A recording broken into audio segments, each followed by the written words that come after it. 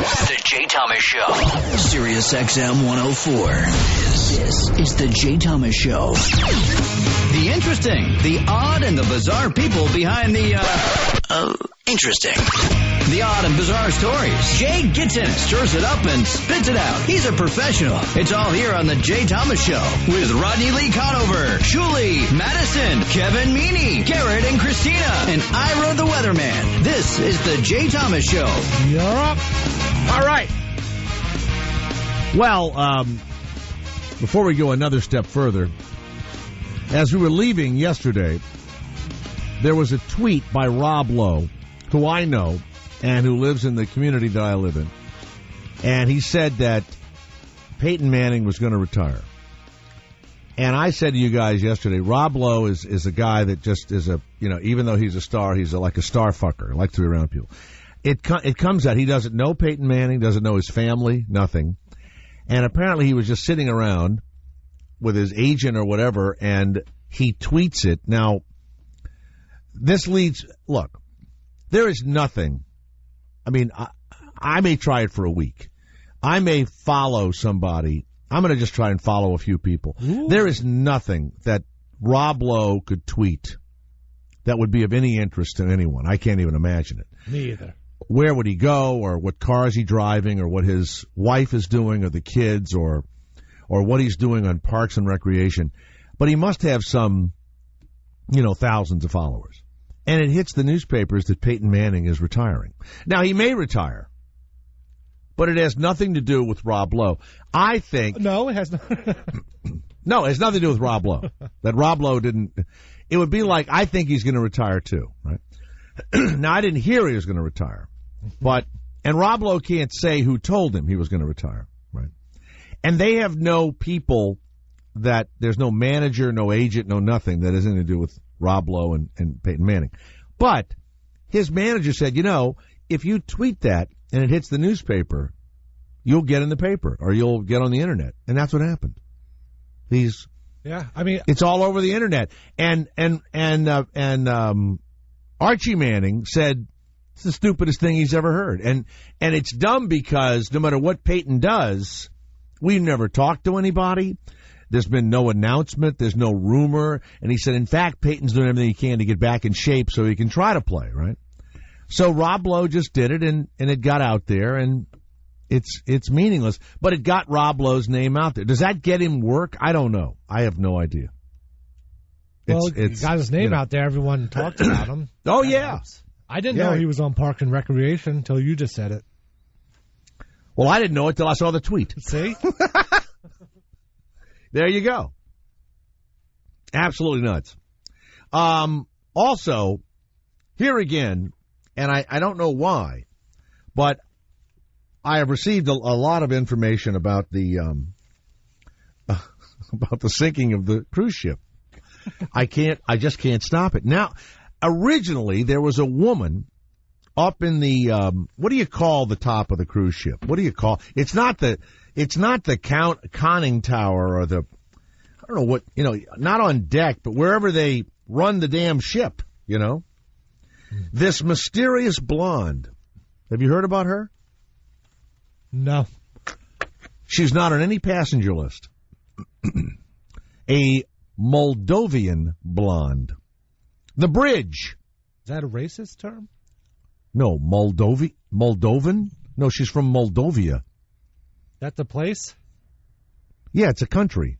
Remember when they had the war between, Serbia, Croatia, and all that? Moldova is in there somewhere. Montenegro is in there. I've heard of that. It's not just the girl from Montenegro. No, that isn't Ipanema. Yeah. But anyway, so what, they got everyone together after it sunk and made sure... No, the very first report was that he was showing a woman around the bridge, the equipment, and then the ship crashes. So then it became more about the unfortunate people that have died or were injured, and the fact that he shouldn't have been. It became more about the event than the fact that there was this woman there. But the very first moment I read about it, there was a woman. Now the woman has come forth. The Moldovan blonde who was on the bridge next to Captain Francesco Schettino the night the ship ran aground, has emerged. Domenica Sermorton, 25 years old, was working as a passenger rep for Costa Cruises, but she's on no passenger list. She's not, she wasn't, I mean, they didn't put her down even as a freeloader, right? The mystery surrounding the identity of this woman. A woman seen in a grainy photograph of the bridge before it went down, okay? Now, here's the thing. The captain's supposed to go down to the ship. He's not supposed to have a woman go down on him, Garrett. Right up to the post. Turn it up. Right up to the post. There you go. The big lake they call Gitchagumi. When they questioned her, he, of course, scooped her up and got her down to the lifeboat, by the way. So he wasn't just protecting himself. He, his first mate, and this mysterious woman end up tripping together and falling into the first lifeboat. Jeez. Isn't that crazy? So you think that's why he wanted to wave to his friend to show off the hot chick on his arm? Yeah. Well, you know, it's a huge ship. I don't think his friend could have seen anybody.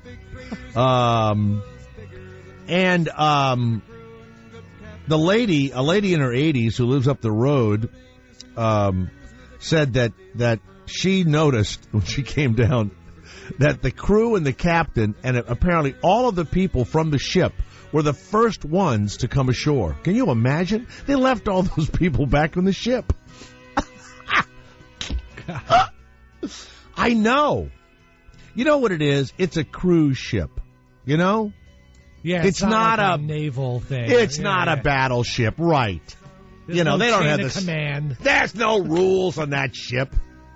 You know, I wonder if the band kept playing like in the Titanic. By the way, I don't care how bad it looks. I'm going to fight my way. I'm going to push everyone down. I'm going to battle. I'm going to jump. I'm going to do whatever. There's no way that I'm going to be playing the violin as the ship goes down. There's no way. Mm-mm. Now, I don't know if that's true or not, but they say that band played until they were covered in water.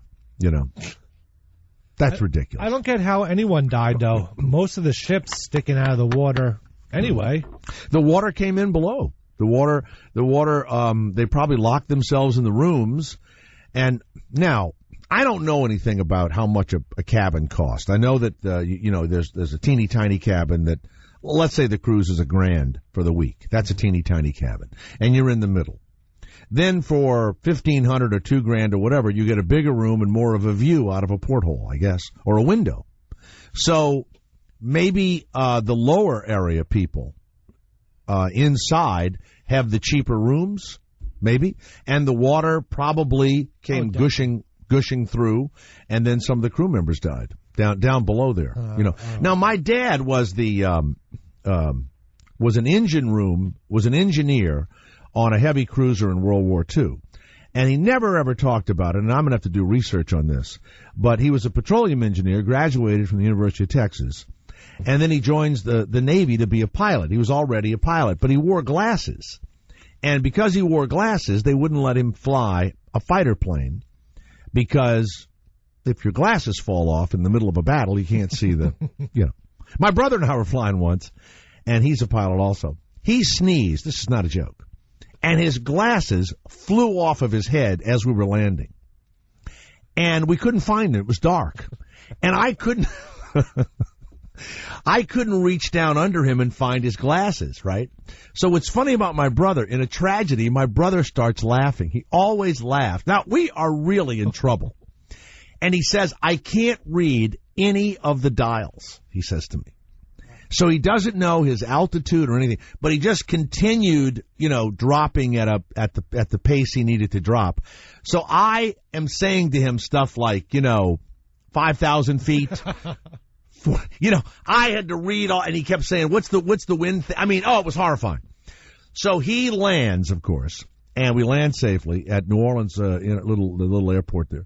And, of course, I get out and I bitch him out, what an asshole he is and everything else, and we find the glasses. So then he gets a rope or something, and he says to me, that's why Dad couldn't be a pilot, because had this happened in a dogfight, you get shot, the glasses fly off, that's it. You could shoot your own people, right?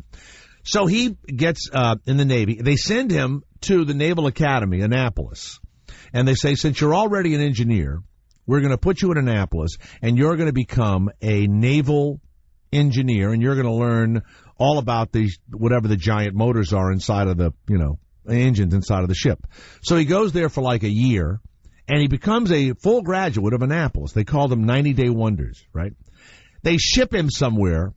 He gets on a ship, and they put him at the bottom of the fucking ship with the big motors and the big whatever, right? It would be like being in a submarine almost. You are below the water level, down there below. And when the ship was under attack, they lock all the doors. They literally make it all airtight, right? So you can't get out. So he and another guy had rigged up a thing to where if the bridge was ever blown apart, they could run the ship from down below as long as there was somebody up above, giving them, coordinates or whatever. They made kind of a thing down below. So sure enough, they're unable during an attack. I want to say in the Solomon Islands, they can't get any messages upstairs. The ship is rocking like a rocking chair in front of a Cracker Barrel. And my dad unlocks the door, and he's like a lieutenant, and he goes up whatever it is, and of course, there are bodies floating and water, I swear to God, water everywhere.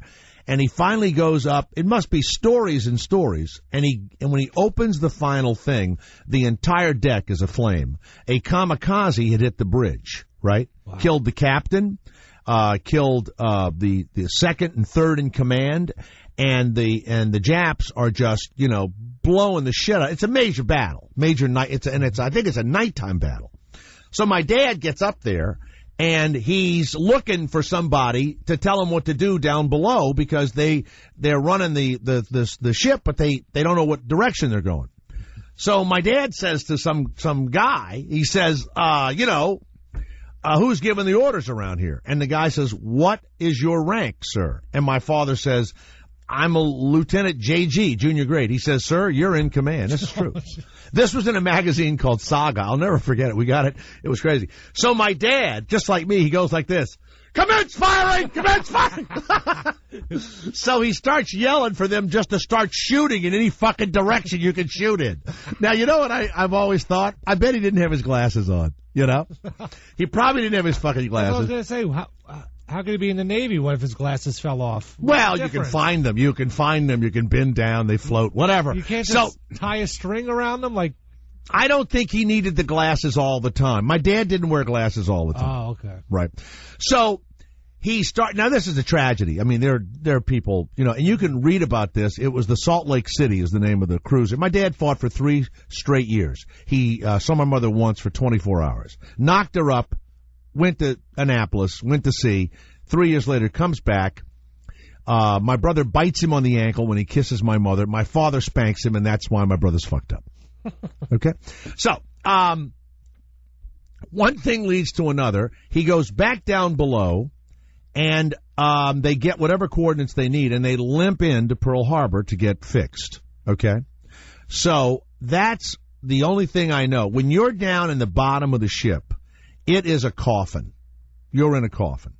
And when the water comes pouring in, it's as if you guys are right there at Sirius XM and a big hole rips in the side of the building and, water comes flowing in. So, yeah, you're trapped. And you can't open your door because there's water out there, even though your room may not have water in it, And so then the assholes were saying, get your life jackets on and go in the room, First of all, 3,000 people, tourists, are on a ship interested in buffeting, gambling, and watching shitty dancers in the nightclub, right? That's what they're there for. What sort of drill can you do to get 3,000 people to know what to do during a horrible tragedy? And so that's it. Now with the woman up there, oh my God. Now her testimony is that the captain is responsible for saving thousands of lives. That's her testimony. And she's look at her picture. She's a waif. You ever heard that term before? Kind of thin, you know, a waif. Mm-hmm. She's lovely. Now, Christine, have you ever been on a cruise? No. You know, a lot of friends of mine go. I hear the food is fabulous. It's all good. To me, I mean, I may like it. I have told you it's slow and it's, you know, I like more action. And I really, if I'm near a casino or a buffet or whatever, I mean, I'd be 400 or 500 pounds by the time I got off the ship and I'd be broke. So, and I've never worked one as a comedian. Why? My career has never gone that low yet. But, I know guys like Alan Thicke, they go on and they have like a retrospective of their career. Can you imagine? Oh, I swear to God, he goes all over the world and he shows a retrospective of his career. Well, what's worse, that or Greg, what's his name, Greg Williams? Greg Brady? Yeah, from the Brady Bunch. He does the Brady Brunch at Branson, Missouri. Yeah. It's a brunch, and he, you know, comes out in his Brady gear and talks about the Bradys. The reality is that you don't have any money. The reality is that you don't have any career. You got nothing. And so you do reality shows or you do no skill either, really. You got nothing. Or experience. And I would be in the same shape. I mean, I knew from the first day I got in radio that this was something I could do the rest of my life. And when I became an actor, I remember the times when I wasn't acting, but I had my radio show to go to, going, thank God. Because I'm not sure what I would have done. I really don't know. I have no idea. It's frightening. And even now, when someone offers me something that I certainly can't do because of my schedule, I have to really look at it and say the reality is the odds of that show making it are very slim, you know. Mm-hmm. And I'm not about to go to Sirius and go, hey, you know, can I get off for like a month? So that maybe I can fail on a TV show, you know. So, but in a ship down below, yeah, they got trapped. Now, the people up top, and I think it was a 200 or 300-foot fall from the side of the boat. That's what I think. Wow. Yeah. So now the woman's coming out. I love that. I love the woman. But I still don't get, what? How did they know she wasn't on the manifest? They looked at it. Now, they say she works for the company, but her name had to be on there. Plus, I've been on cruise ships that are docked to go do a benefit, right? Like, they'll come into either New Orleans or Santa Barbara or L.A., and I go on and I do a bit for like an hour or so or whatever, and it's on the cruise ship. Mm-hmm. And then do you know that I have to bring my passport, my driver's license, you're searched, all this kind of crazy shit goes down. And I remember I left my passport wherever the hell it was. They took it from me. I get all the way to shore, and I said, oh, they didn't give me my passport back. The guy says, you have to get back in the little boat and go back to the ship because we can't bring your passport to you. Oh. So now her name's not on there. Oh, so someone recognized her and then noticed that person's name wasn't on the list? Because it's not like you could say there wasn't a blonde on the, you know, how do you even know what her name is? To see if she's well, I'm sure someone up there said there was a woman up here, and now they say she works for the company, but her name is on no list. Oh, wow. None. She might have just been, you know. By the way, did I tell you how to go on a cruise really cheaply? Did I do that yesterday? Did I talk about repositioning? Have I told you that? No, I don't think so. If you decide to go on a cruise, now, Christina, listen to this. For $500 a piece for a week, food included, you and your boyfriend can go on a 10-day cruise for $500 a piece. It's called repositioning. They will move the ship from someplace to someplace else that they have to move it. And for $500, they're really working on the ship. And they'll stop somewhere. But they won't be doing a bunch of stopping, and you won't have all of the people kissing your ass and everything else. And they reposition the ship. So you'll take off in the Bahamas. You'll maybe stop maybe in New Orleans, let's say, right? And then they'll steam on to Panama or Mexico or whatever, because they're repositioning it to take on people that they're going to make 5 stops with. But that's one of the pay to get to the Bahamas. Well, yeah, but that's not for you guys. That's cheap to fly to the Bahamas. You can get there for $100. Come on, you for can. Real? Yeah, absolutely. Yeah, but it's called repositioning. It's a very inexpensive vacation. It does sound nice because I'm not into all the frou-frou on the ship. Like I don't. Then you should go into I don't want to play games like you can do all of that. It's available, but not like it is. Mm-hmm. And probably the ship will be, you might, out of a ship with 3,000 rooms in it, they may give you some fabulous room because they might only be 200 or 300 people or 500 people on the ship. It's called repositioning. Huh. I just read about it. Let's go to Lisa of Washington, D.C. Lisa, have you been on one of these massive cruise ships? Yes, I have. I've been on like 8 of them, and I love them because they can go snorkeling. So I'm not a big fat person, or not that there's anything wrong with them. So really? I want to know if you. I did want to say about the life. Hold on 1 second. You go on cruises so you can go snorkeling. Yeah. That's the entire reason you go on a cruise. Well, I like to go to the different islands. I usually go on Caribbean cruises, but... Have you been on one where there's a shark net off the back of the ship so the sharks can't get in? I snorkeled when in Mexico in Cozumel, and we saw some nurse sharks, and a lot of people wouldn't get in the water, and I was like, oh, they're not going to come over here, but I took a picture of one, but now I don't think I would do that. Cause in Australia, they have cruise ships, or maybe in certain waters, where they put a net out over the back of the ship, and the net goes out, 100 yards or whatever, and that net is there so that you can go into the ocean water, but the sharks can't get at or if there ever are sharks, can't get at you. I don't think I'd want to do that. I think I'd be too scared. So you get to now. Where was your room on the ship? Give us. I've never stayed on a ship. I've seen the top of the ship and the dining room and all that, beautiful, but I've never stayed in a room. Where was your room specifically on this ship? I always like to be on the deck that has the pool at the upper deck. And upper deck. Mm-hmm. Yeah, it's one of the top decks, and I can't remember what they call it. I go on Princess. You know what it's called? The pool deck. The pool deck. Yeah. So you're on the pool deck. Now, what were the instructions? You've been on 8 cruises, so to me, you are an expert. And here's the thing. What sort of precautions you get on the ship? What did you have a drill in case the captain is getting, by the way, the woman was doing something to the captain. Probably. Of course. That story's crazy. Of course. So now, did they have any instructions on the ship starts to go down? Well, run us through what you had to do. Okay. Well, first of all, in your cabin, there's a big lifeguard vest. It's a really big orange thing, and it's a mandatory drill. And usually, in the old days, well, I've been going on cruises like 10 years. Can I interrupt you for a moment? Now, sure. I don't know you, Lisa. I know you like to snorkel because you're probably thin. But if you and I were on the cruise together, we would get into the room, and there would be a big orange life preserver for you. In the closet. And one for me, too. There'd be 2 of them. Yes. Mm-hmm. The first thing I would do on the cruise is we would both take our clothes off. I'm not joking.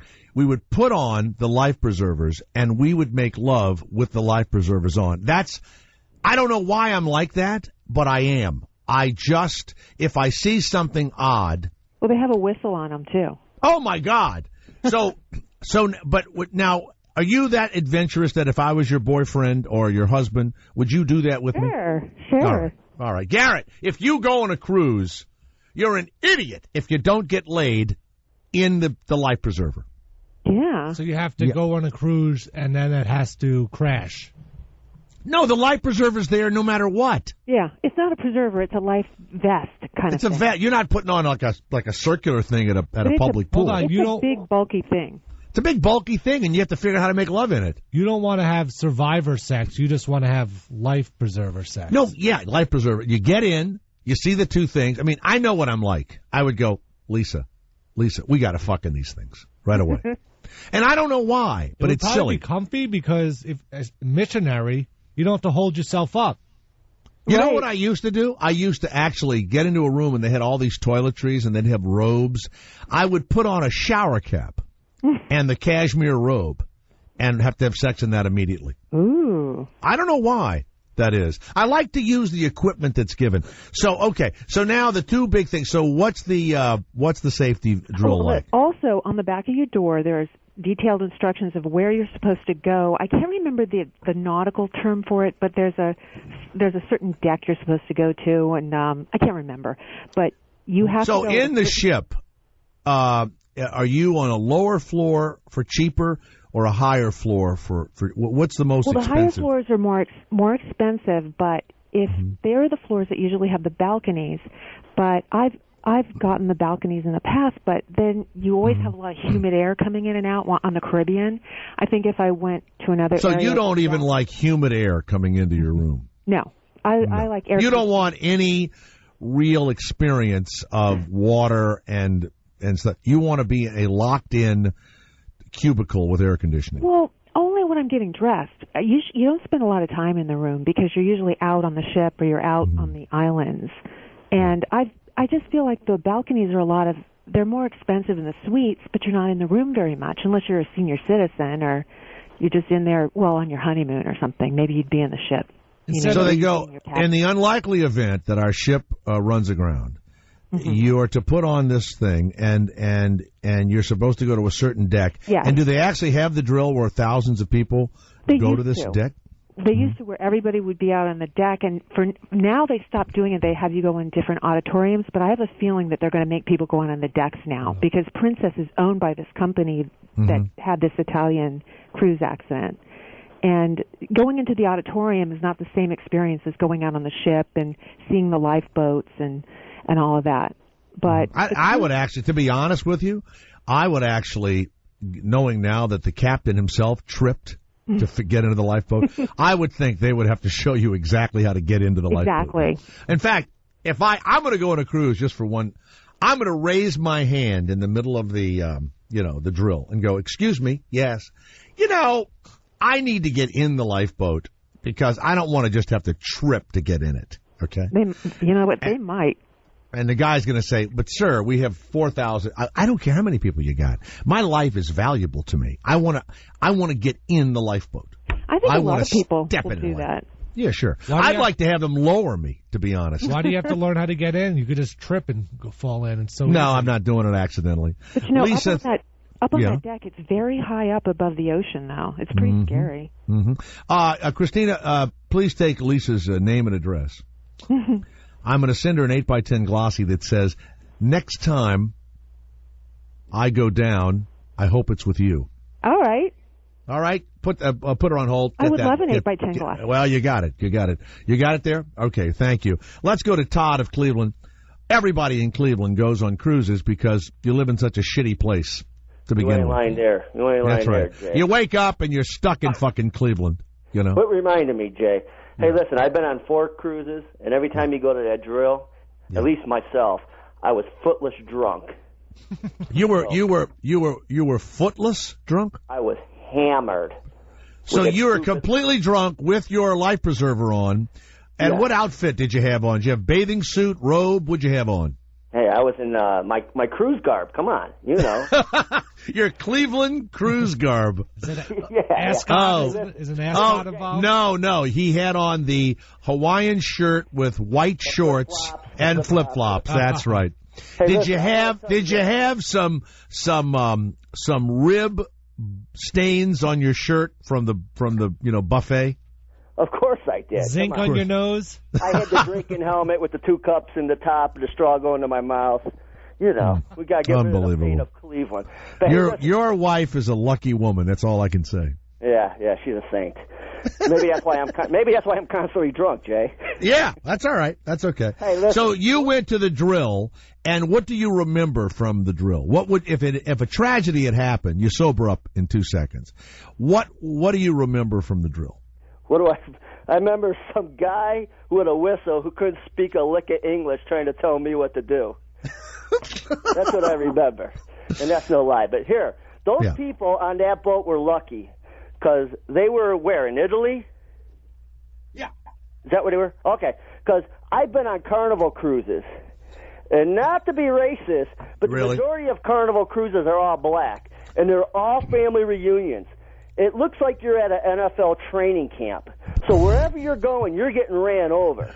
All right, hold it a minute. So you're saying, now wait a second, you're saying these incredible black athletes, men, women, and children, will run over you on a Carnival cruise. Ladies and gentlemen, this is the most racial statement. Unfortunately, Todd, we're going to have to get rid of him, please. Come on. We have to get rid of him. I'm sorry. That's too racial. You can't say that. You can't say that. Because I think big fat white people from Cleveland who go to Walmart, Garrett, would knock you down. And it would be like an offensive line coming at you, okay? Maybe the black people are more like running backs, but the white people are more like these big 300-pounders, right? Yeah. That are going to, road grader types.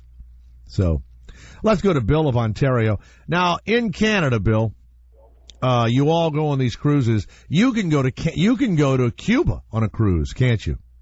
Well, there aren't too many cruises going there because all of your cruises leave out of the States, so you're not allowed to. Oh, but couldn't you fly to Mexico City, or couldn't you go to Venezuela and then you catch a cruise ship that goes to Cuba? No? They don't do that. You know, Jay, we can fly into Cuba, and it's dirt cheap, and a lot of people, it's a really popular destination for Canadians because, it's cheap. But now actually Mexico is just as cheap because of all the problems they're having. Well, you know what? What's exciting about going to Mexico? You may not come out alive. That's it. Exactly. By the way, when you get to a certain point where you've done everything, you've done people that travel all the time. There are people now that want to go to Afghanistan. They want to try to go to Iraq. They want to go to Syria, to Egypt, to whatever. And part of the excitement, and Mexico, is are they going to come back alive? And it's the weirdest thing. There are millions of people. And when you see them get kidnapped or killed or whatever, you're going, why did you go there in the first place? I mean, what is that? Adventure vacations are huge now with people. You know, the extreme sports have opened doors, and people are doing crazy things. And how about this?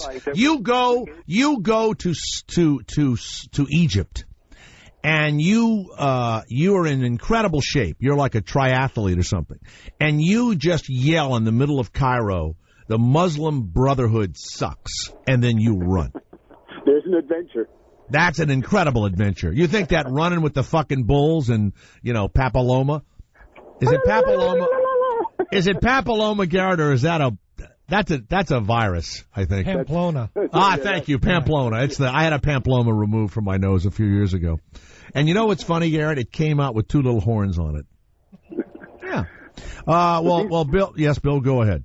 No, I was just going to say, these cruises, it's like the guy said, they let you on the ship, and people party, and they're pouring out free complimentary drinks.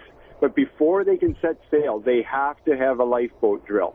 So these people show up, and no one knows where they're going because they just got on the ship. And these ships are huge. You don't know for 3 days which stairwell to take, which floor you're on, how to get.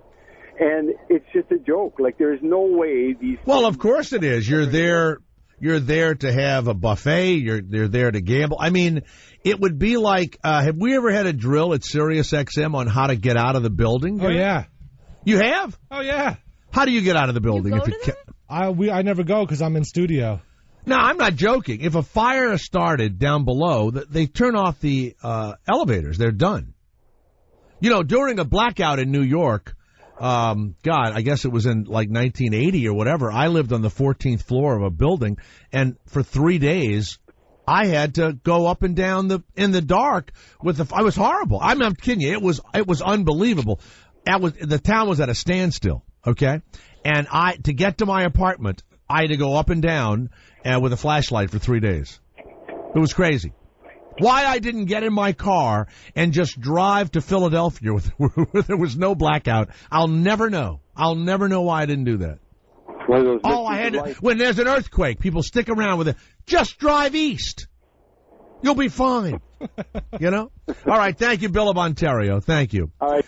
Let's go to Greg of Louisiana. Greg, you're in the Coast Guard, and they're hailing the Italian Coast Guard commander who yelled at the captain of the ship and said, "You get the back on a dead boat right now." And he's if you look at the translation, this guy told this captain, "What sort of captain are you?" and everything else. And so the Coast Guard is really now having kind of a, it's salad days. Greg, what do you know about the cruise ships and these people that, have to get off of them in a disaster? I am in the Coast Guard, and I have sailed on many cruise ships. And like some of your other callers said, it is mandatory before the vessel gets underway that you have to go through a lifeboat drill. The main purpose of that is so all the passengers know. They assign you a muster station. On the back of your card, your room key, it'll tell you what muster station you're supposed to go to. First of all, I know what muster means. It's a naval term. You don't put the word muster onto a card for idiots who are there to have a buffet in their flip-flops wearing their Cleveland Cruise outfits. Agreed. In the time of an accident, you are going to have panic, but at least makes people think that they're safe. But they do have it pretty much clear where you need to go. Yeah. In regards to the boat that actually sank out there, it was a total breakdown of command communication. There was none. Oh, no. And the guy, can you imagine the entire crew made it to shore before the passengers? That's unbelievable. On these vessels, you do have somewhat of a maritime command. It's not so much like the military, but it is structured similar. You have officers, and then you have your waiters and stewards. Well, I tell you what, this wouldn't have happened if Captain Steubing had been the commander. I can tell you that. True. And Isaac the waiter from Love Boat, Garrett and Christina, this would not have happened. They would have all floated on who was the little cruise ship girl that was the one that the little she did the activities and all that. Oh yeah, I was on the Love Boat. Well, thank you very much. Thank you. We do have our guest in studio. I apologize. This has become... We're going to grab him right now. Okay, go ahead. Mo of Pennsylvania. Hi, it's Jay Thomas. By the way, amazing, these two people that are coming in, they had sex on a roof for 7 straight days. That's true, isn't it, Garrett? I'm not sure about that. Sex on a roof for 7 straight days. Yes. That's how I'm seeing it. Yes, they had a sex experiment, and you will not believe what these two people did it for. They had what's called a bed-in. Stay where you are for these two folks that will be in our studios in a matter of moments. Mo of Pennsylvania. You know what, Garrett? When I say something, don't go, oh, that's not the... Yes, that's the way it happened. Okay, I'm sorry. Good God. Now, I'm listening and I go, well, they didn't have sex apparently, so I'm turning the show off. That's exactly what happens. But do you want to know why they were having sex on a roof? Yeah, that's going to be the little story when they come in. It's called a tease. What do you want? Everything to be totally honest and everything else? God forbid. Join a church. Mo, go ahead. Oh, he hung up. You see that? You're causing people to hang up now. Let's go to Damon of California. Yes, Damon, it's Jay Thomas. Hello, Damon. Yeah. I mean, it was that close. Listen, you were talking about that shit that happened with your dad on his boat, and you said it was written up in a magazine. What is that? Can you get that? Can you find out? You know what? We have a copy of it. The magazine was called Saga, and it had. We still have a copy of it somewhere. But my dad was he retired out of the Navy as a commander. And he was a young guy, and for 3 years he was in the you know what? There was one other ship he was on. I forget the name of it. And then he was transferred to the Salt Lake City, and he fought on that until the Japanese signed the treaty, I guess. And but yeah, that if you go on USS Salt Lake City, it was also called a phantom ship because the Japanese thought they had sunk it. And I used to say to my dad, oh, so when they saw the phantom ship, were they scared? He said, hell no, they tried to blow the shit out of us. He said they couldn't read that story. Yeah, if you go on the Salt Lake, if you just look up USS Salt Lake City, that ship with my dad on it, and my dad was certainly not he's one of the many people on it. They fought in every major battle from the Aleutians all the way to Australia. It was unbelievable. They were in 15 major battles. It was nuts, crazy. Nighttime, kamikazes, battleship. They also were part of Admiral Halsey's fleet, if you want to look at it. Now, of course, my dad never said one word about it, and would get drunk every now and again, or high or tight or whatever, and he would say a couple of things, but none of these guys ever talked about it. My dad got like, I guess he got like the Bronze Star and stuff for that thing that he and this other guy did. He got ribbons and medals. Of course, we played with them when we were kids and lost them all. We also had a Japanese helmet that had a bullet hole in it from one of my uncles. My mother had 5 brothers. 4 of them went overseas and fought. They'd shot the Japanese guy through the head, and they had the helmet with the blood on it. We had a real Nazi flag, a giant with the swastika on it. We had, cause they would take all the shit off of the dead guys, and they'd save it. And they would either ship it home or brought it back with them and stuff. And we had a Japanese rifle with a big bayonet on it. All kinds of stuff. They would disassemble, take them apart, and they would mail them back to their parents, right? One guy in my neighborhood sent an entire machine gun, an older man, and his mother, as the pieces would arrive, his mother would send it back to him, right? So when he got home, the machine gun wasn't there. I mean, one of those real machine guns, so. Oh, but you can imagine if you, me, and Garrett, it was the Second World War, we would just do the same shit we do now, right? We would, steal guns. I shot a guy, I'd get every fucking thing I get off the guy, everything. I'd get his money, his pictures, a letter to his wife, and then you know what I would do? I would piss on the bastard, I would just piss on him. You'd get in trouble for that now. Well, don't take a picture of it. What assholes. I love what Rick Perry said. Well, they were just being kids. That's what he said. Did you know that? And then John McCain goes, well, that's, that's not the right thing for soldiers to do. McCain, if the guys that tortured you and broke your arm and stuck things up your ass and did horrible things to your penis, they tortured that man, you've got to read the torture that John McCain went through. He should have been president just because of that, right? And all the other horrible, draft-dodging sons of bitches that we have elected, Democrat and Republican, the fact that John McCain, who's really, truly a hero, and was told he could leave after 3 years because his father was an admiral and refused to do it, and they tortured him even more, don't you think he'd like to piss on the people that tortured him? I would like to bring John McCain, some 80-year-old Viet Cong guy that tortured him, throw him down in front of John McCain and go, Senator McCain, please pull out your penis and start a toilet and start pissing on him. That's right. Thank you, Damon. Before we go to our guest, let's go to cruise ship aficionado, the great Kevin Meaney. Kevin, welcome to the show. Thank you, Jay. It's great to be on your program, and I'm so glad that you're embracing talking about things of yesteryear, like World War II and the Love Boat. And you know what? We're gonna play a who were the sisters that were big singers back then, Kevin? Who were the Andrews sisters? Garrett, get the Andrews sisters ready to go. Get them ready to go. I still have some of my Bing Crosby records from when I was in World War II. There you go. Maybe you can bring them in. Yeah. Now, Kevin, we want to see you back on this show on Tuesday, and if you possibly can, just be the Kevin you were before you were completely gay. All right? That's all we ask. Yes, I have gotten a lot of emails, and I want to apologize to you. You don't have to apologize to me. The only people that are defending you here are on OutQ. Other than that, everything else is fine. Yeah. All right. Kevin, I can't wait to see you on Tuesday. And then you're going on a cruise. I have to cut this a little short. We have 2 people coming in who made love on a roof for 7 days. That is fantastic. I know. Yeah.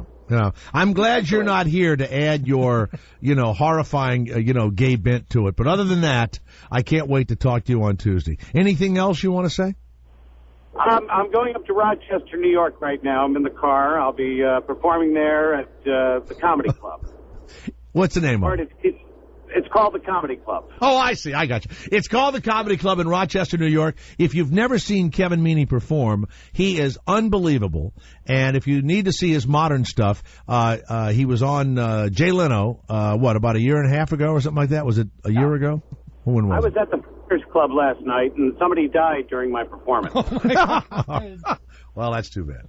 Kevin Meaney, going to Rochester next week back on our show. Thank you, Kevin. Our guests are next. Stay where you are.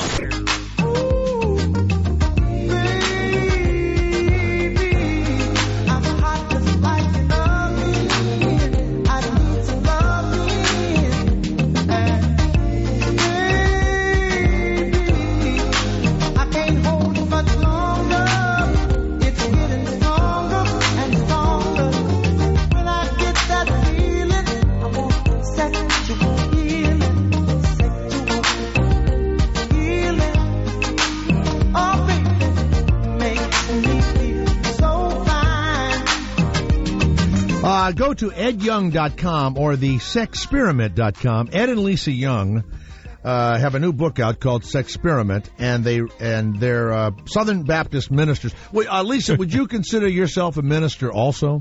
Yes. Yes, both ministers. Yes. Okay, so you are both ministers, and you have do you have one of those giant churches, Ed, in Dallas Fort Worth? Yeah, it's pretty big. We'll have on a good weekend anywhere between 15 to 20,000 people attending.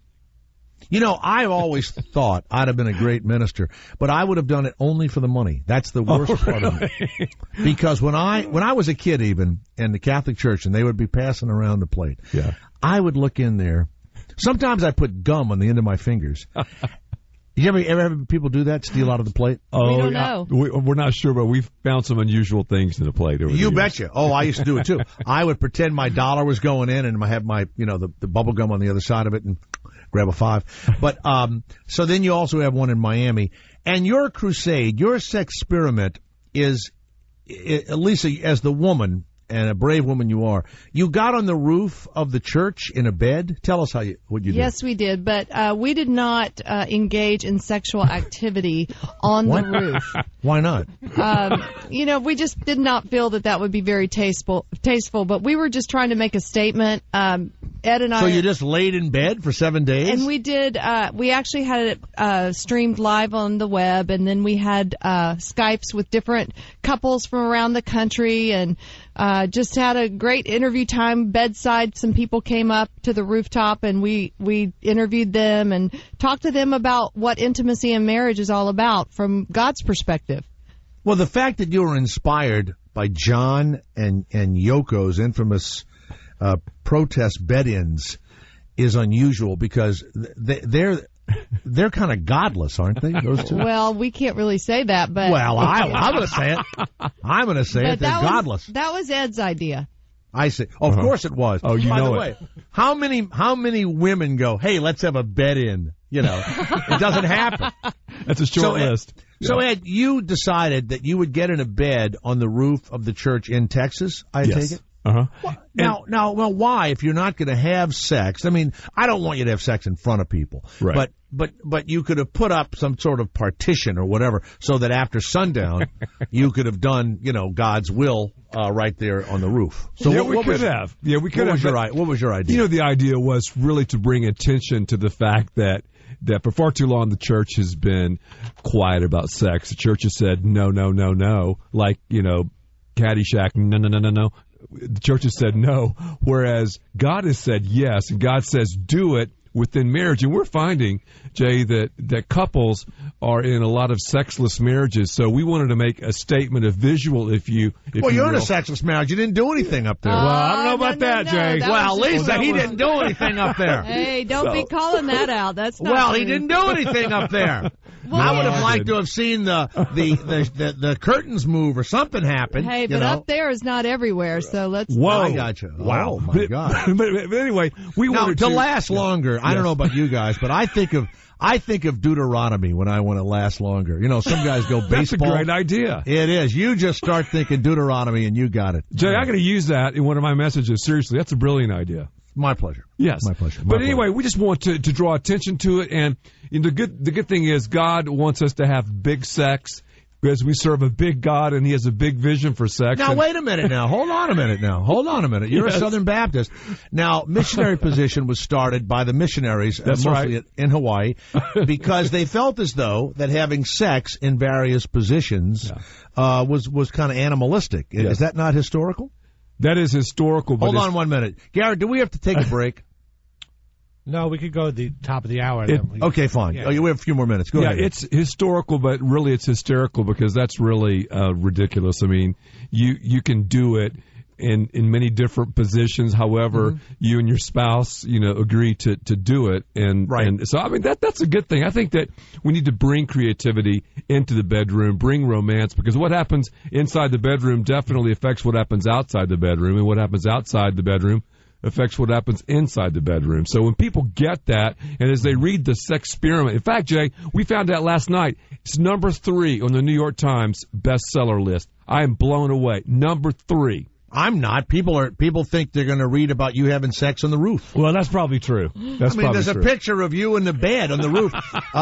By the way, Lisa is lovely, and you're a well-built, no body fat man yourself. Appreciate it. Thank God your wife doesn't look like Yoko, is all I got to tell you. That's harsh. That's harsh. No, it isn't. No, it's not harsh. She never looked good. Can you stay with us a few more minutes? Sure. Absolutely. Okay. We'll go away for a couple of minutes. When we come back, Ed and Lisa Young. The book is Sexperiment. It's number 3, and they talk about their recent bed-in on the roof of the church. What's the name of the church in Dallas, Fort Worth? Fellowship Church. Fellowship Church. Okay. And we'll talk about what the parishioners thought and the visitors you had and the people that you may have lost by doing the bed-in. Stay where you are, all right? He's hilarious.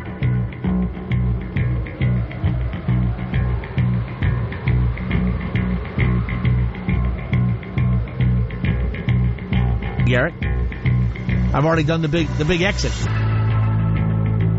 No, I'm done.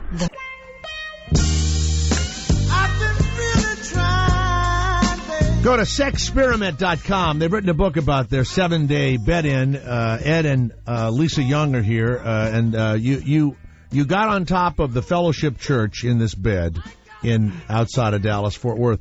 Lisa, you get into bed to have a bed-in, but to just a sit-in bed is boring. I mean, what did you do in the bed? We just had lots of fun. We had a Skype. Did you jump up and down on the bed? No, I've always taught the kids not to do that. My mom taught me not to do that. We couldn't do that. So we just we held hands and we Skyped with different couples that are great leaders around the country.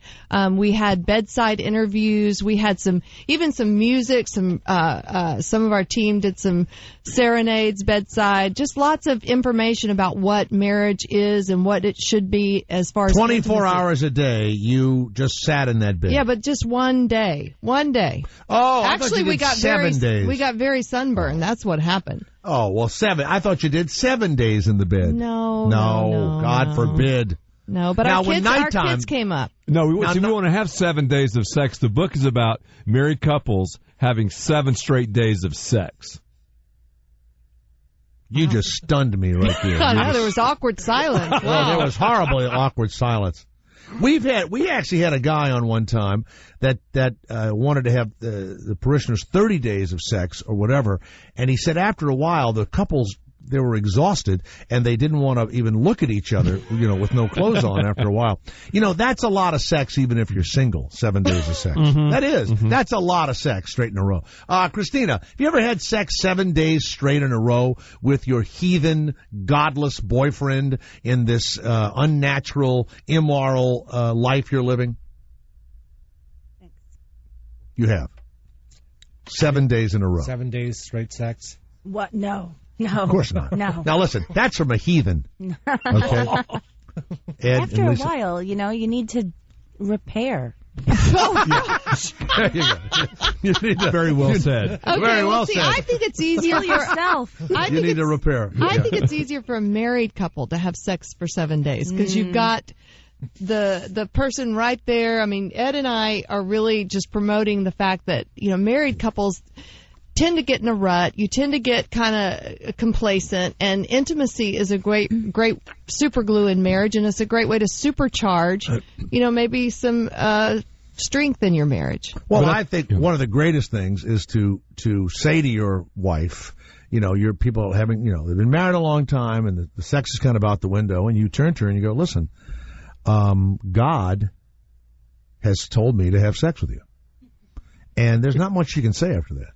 No. Unless you right. By the way, I'm as shocked as you are. You say to your wife, I'm as shocked as you are. He came to me as clear as day, told me to have sex with you. And he even told me to go to the store and buy this outfit for you, and so that's how you do it, I think. And Jay, but the Bible does say to have sex with your spouse. It does. The Bible but does it? Isn't it to procreate, though? I mean, no. First and foremost, wait a second. Yes, sir. Number one is for our enjoyment. I have never heard that. I promise ever. you. I promise you. Give me the quote from the Bible. Go to Genesis, and I'm going to write this down. Genesis chapter 1 it says, God created the animals, and He created man and woman, and then He said, for this cause a man will leave his father and mother, blah, blah, blah. Then it goes into a man and woman, they were naked and they felt no shame. Then God said, be fruitful and multiply. And then later on, we have man dropping the ball, of course, committing the turnover, sinning, etc. So sex primarily is for our enjoyment, secondarily procreation. If it were only for procreation, then why would we ever desire sex after our kids are born? I mean, that's good right there. We have four kids and the party's still going. Yeah, but let me tell you something. I have actually been in the company of people who are claiming to be evangelical and everything else, and I will say, well, now wait a second.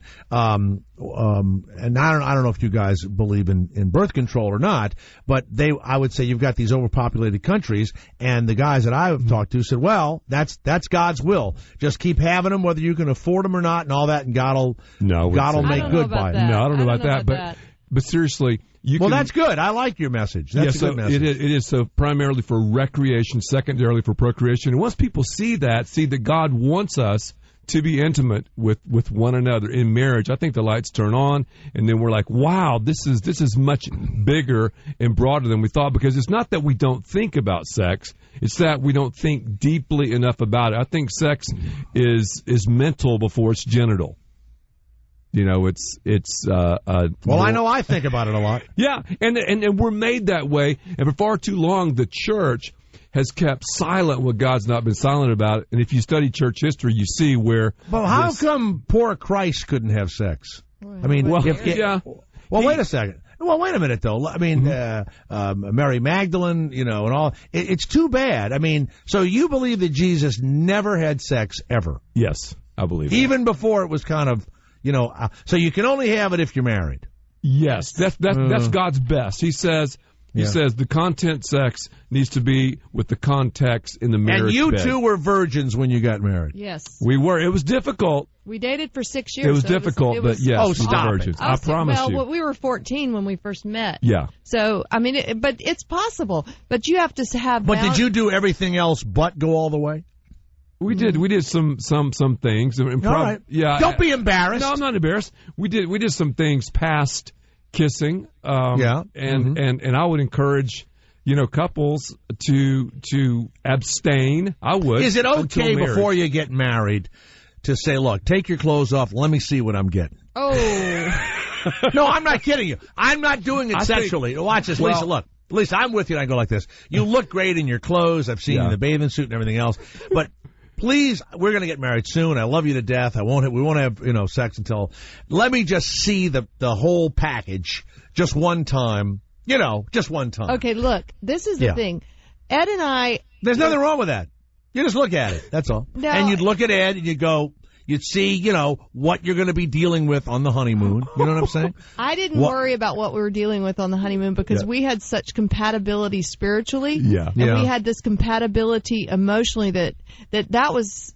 God took care of that. I think a lot of people, especially we're coming from a biblical perspective. We're coming from But suppose it was really ugly down there or weird looking or whatever. I mean, then you're stuck with it. Before you get married, you got to see what's going on. You don't have to use the equipment. You just got to make sure it's oiled properly. I'll just tell you this. We did not worry about that, and it's never been a problem. All right. All right.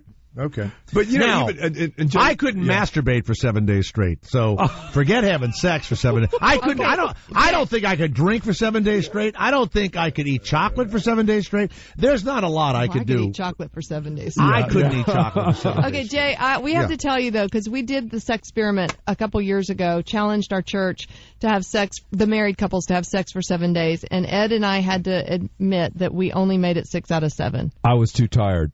Well, I want to turn in my man card. I was too tired one day. On the 7th day, God said to rest. Yeah, but it was the 6th day for us. That's exactly we rested on the 6th day. Right.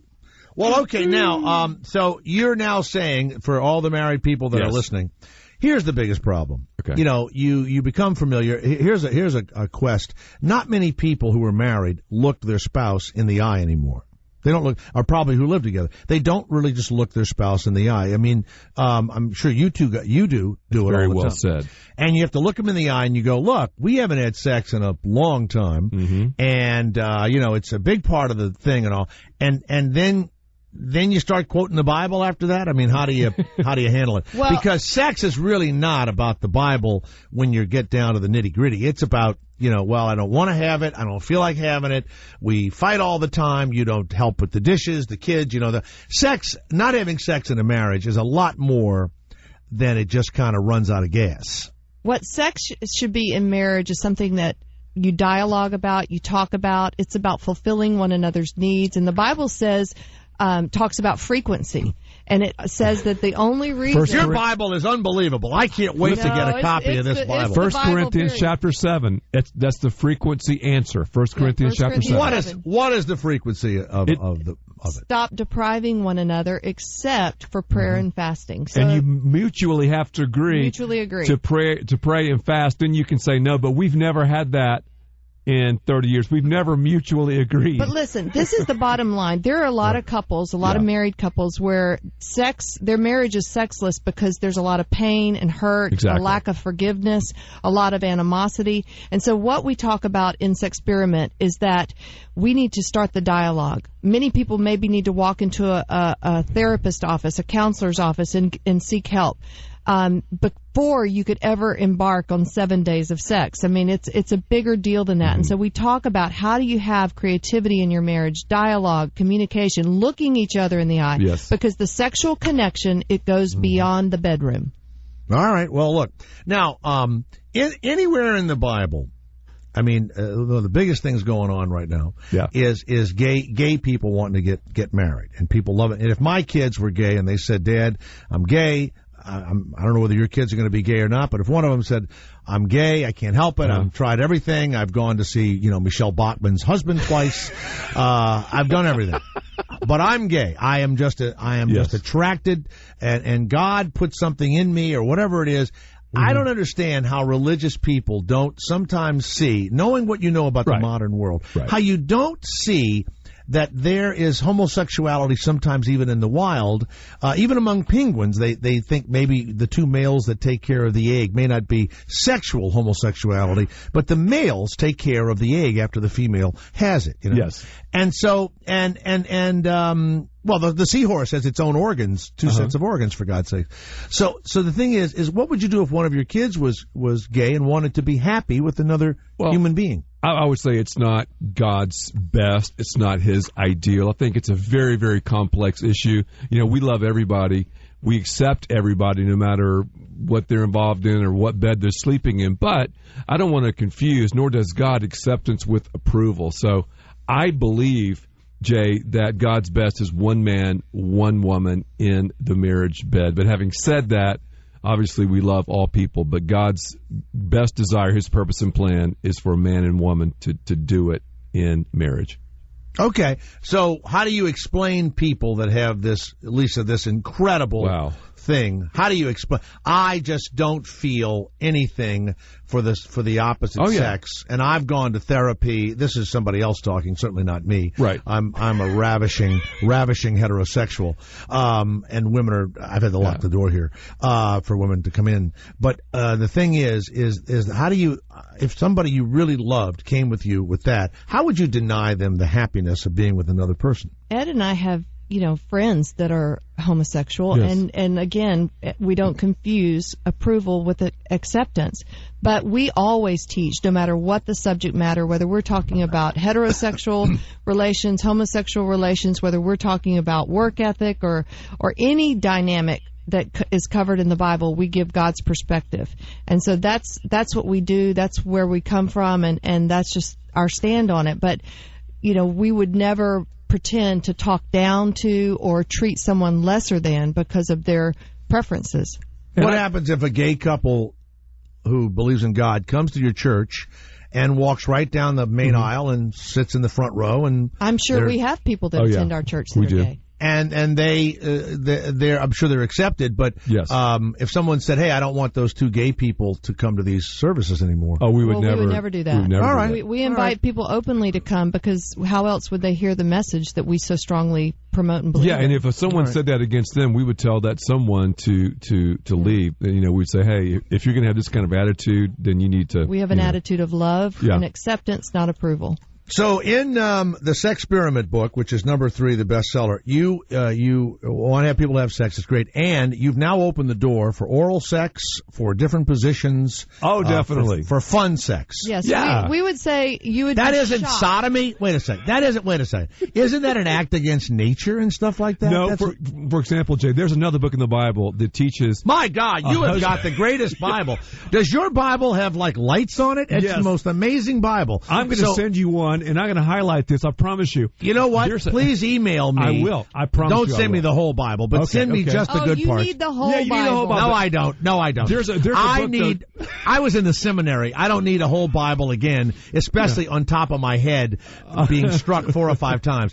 But you've got a frequency thing in there. Yes. You've got fun. You can have fun. You can have different positions. You can have oral sex. Yes. I've never heard anybody say that. The Song of Solomon teaches a man and woman how to have sex, and no doubt about it, there's oral sex in the writings in the Song of Solomon. No, there is not. No doubt about it. But what we suggest is that the Song of Solomon has oral sex. Couples need to talk about this. They need to get dialed into what the Bible says, and then talk about what's there for mutual pleasure. What is the term in Song of Solomon? Because, the Bible... but the Bible never, they go like this. They'll say something like, well, Jesus, you are I am what I am, and I who what I am. And you go, well, that was not really the direct answer. There's always other words they use. Well, for example, it says things in the Song of Solomon like, her breasts are like 2 fawns. It talks about drinking from her fountain. And what? Yes. I'm quoting scripture. Well, I'm embarrassed. I'm turning red right now. I'm turning red. Drinking from her fountain. Yes, it does. Good God Almighty. It does. All right. You know what? I've never wanted to go back to church until today. Well, come see us anytime. I will. Yes. TheSexPyramid.com, EdYoung.com, Ed and Lisa Young. Thank you very much. Thank you. And thank you so much. Appreciate it so much. It was a lot of fun. Stay where you are. We'll be right back.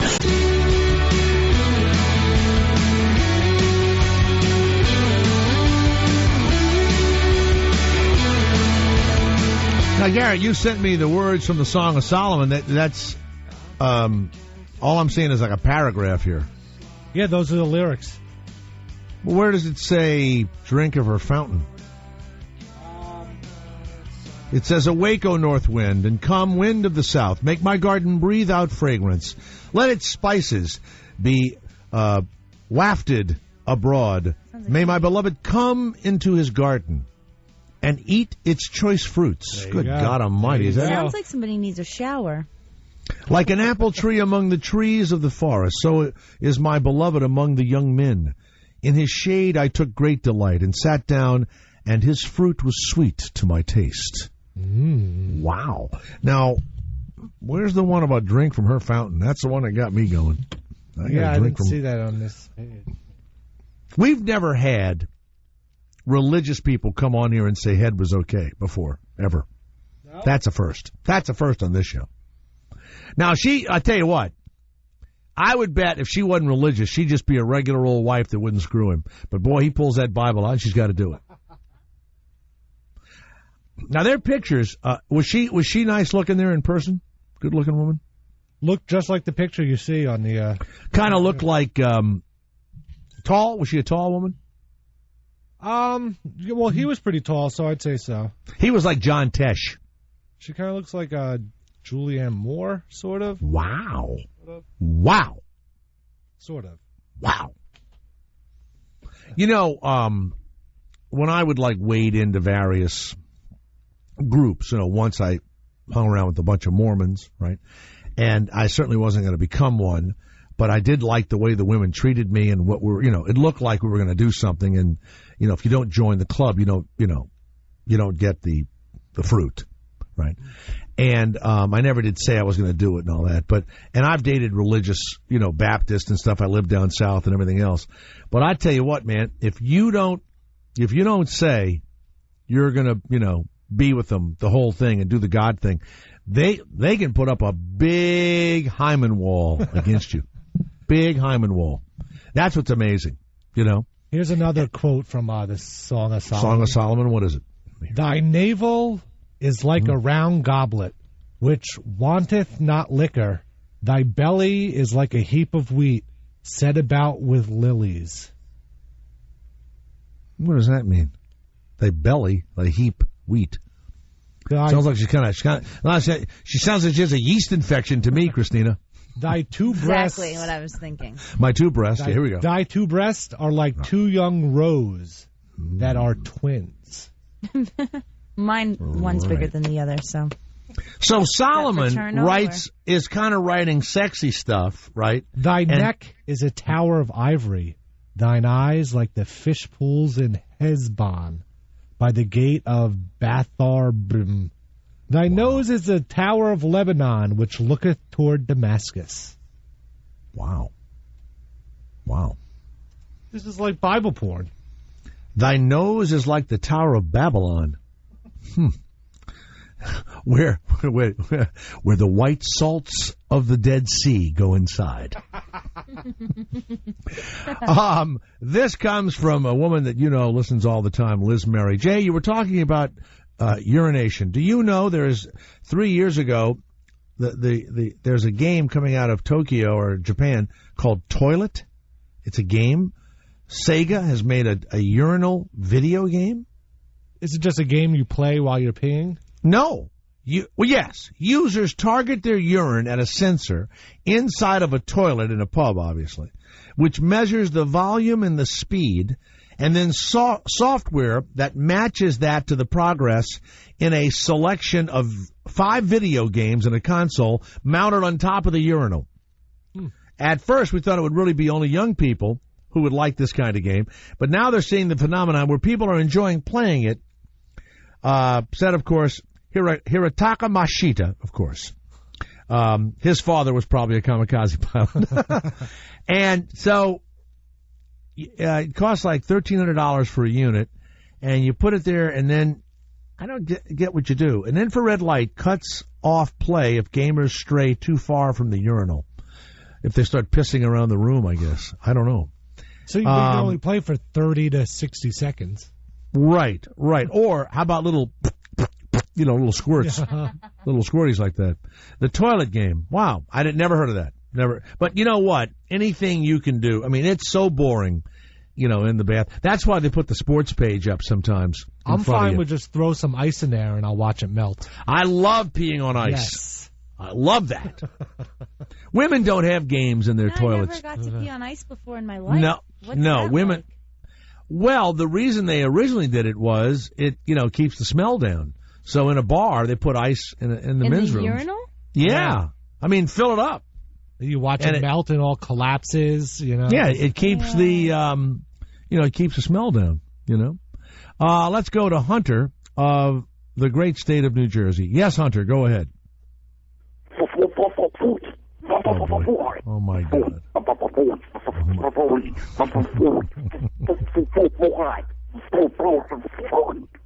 I hope when Howard retires, you hang yourself. That's my hope. There is going to be a time when Howard's going to finally, go back to go off the TV or whatever he's going to do, and then all of these poor assholes are just going to be stuck with their Baba Booey the rest of their lives, and he's going to stay in Connecticut, right, and coach Little League football the rest of his life. But I tell you what, it's going to be quite a withdrawal. Unbelievable. Quite a Baba Booey withdrawal. Let's go to what is that? What is that? Akabubu. Archabubu. Archabubu. Archabubu from Fresno. Archabubu, yes, go ahead. Acharabubu. Acharabubu. Jay, have you ever heard of an upper decker? No, I'm sure it's horrible, though. It's not. Yeah, it's when you take the lid off the top of the toilet bowl, take a poop in there, right? Oh, God, why? It goes back. Why would you do that? Someone's day. Oh, I was at a party and that happened to me, and anyways, besides that, I got drunk, I passed out, woke up with me and my friend Jay, not you, but another friend. Thank you. Woke up with our dicks stuck in a Chinese finger trap. No, that's not true. That's true. Hey, I got to run, but hey... Get the fuck... You didn't wake up and your dicks are the Chinese... What a liar. Good God. It's impossible. Mm-hmm. Can't happen. Because then you'd have to try and pull away, and that's what makes the finger trap. So... Dean, California. Go ahead, Dean. Yeah, I was just going to say, you and Garrett were trashing on Barry Williams, saying that he had no career and no talent. He's on Sirius on the 70s channel. I didn't say he had no career and no talent. I said, what do you do? No, I didn't. Mm-mm. I said, what do you do when you do this show or whatever and your career runs out? And you have no talent to do anything else. No one thinks about that. So you're one of these typical fucking assholes that tries to hear what the fucking want to hear, whatever. I hope the guy, I'm in the same boat. My fucking career ran out. I'm glad I have radio. Thank God. I would hate to be a guy that had been on all these TV shows and these movies. Now, maybe if I didn't have radio, I could have auditioned for stuff and my career would have been different. But I would never take the chance to leave radio and just focus on acting. Never. Ever. Would never do it. And I hated Ira when he would scream, but he sounded really creepy yesterday. Well, you're a fucking creep. You sound like a fucking creep. You sound like your pants are down and you're jerking off to the ministers in the bed-in. Get rid of him, asshole. There's some creepy people out there. Really weird. He sounded like he was sitting on the toilet, didn't he? Probably looking at some magazine with little girls in it. Fucking creepy. Yes, Mark. What's this? Is this Barry Williams? This is. Well, let me hear him. I'm trying to get away from the whole Greg Brady thing. Is this from a cruise ship? I'm happy when people just come up and refer to me as plain old Keith Partridge. Which seems to... Gotta find my corner. Got to find my corner. Gotta find my corner of the sky.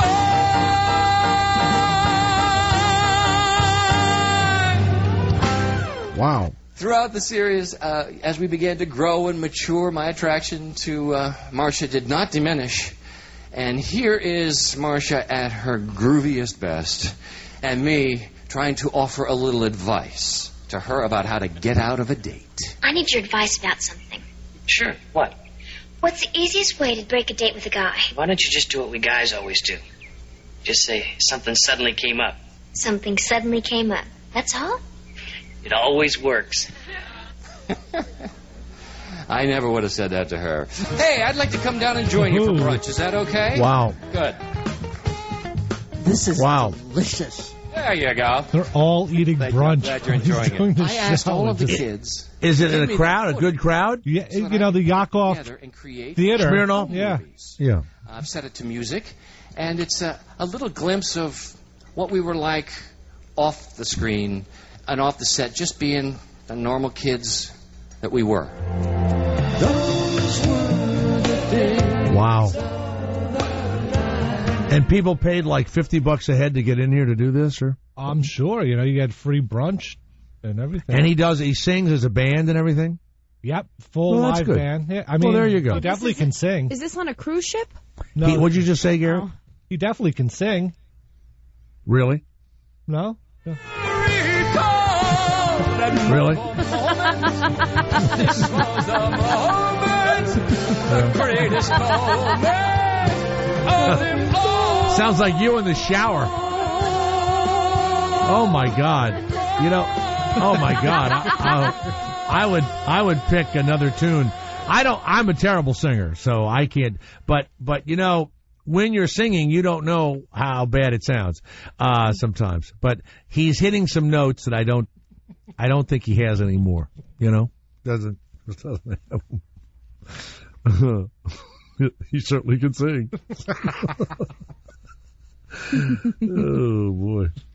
Ex-presidential candidate John Edwards was just about to go on trial for paying off this woman, Riley Hunter or whatever it is, who had his kid, and they paid her to keep her mouth shut and all this, like $2 million. Bought her a home here in Santa Barbara and all that. He was about to go on trial for illegal campaign, malfeasance and fraud and everything else. And he comes up now with a life-threatening heart condition. And I think he's undergoing surgery maybe yesterday or today. I mean, they're going to open his chest up. A cardiologist for the 58-year-old ex-North Carolina senator wrote 2 letters about his condition to the judge, who talked about them on Friday during a hearing to consider whether the trial would go any further. And he walked into the courtroom without assistance, and he appeared healthy. And then, of course, they said he's got this horrible... I think it's called my wife wants to kill me disease. That's what I think you've got, okay? I think from the other side, your dead wife is trying to kill you. But he's... Now, look, when you want to get out of a trial, one of your buddies is a cardiologist, and he goes, look, we'll just open you up, okay? We'll just open you up. Kind of like Joe Paterno. Joe's dying. All of a sudden, he's got lung cancer, he's falling down steps, I hear he's dying. I hear that. And also, with this horrible, scandal, the Sandusky thing. I mean, it's here this guy was revered. They're taking his name off of this award for the Big Ten or something like that. It was the Joe Paterno Trophy or whatever. Oh, yeah. I mean, it's all bad. It's all bad. And they're also saying he wasn't fired. Do you know that? That's what I heard, too. He's been getting his pension. Well, even though you're fired, you still get your pension. But remember, really? He didn't really... I mean, he says he had notified whatever the authorities were and then left it alone. That's the problem. Is that he should have gotten in there and, taken care of it. Mitt Romney confused moose with elk. I have to tell you something. They're trying everything now. Wow. In Monday night's Republican debate, South Carolina, he said he went moose hunting in Montana with friends.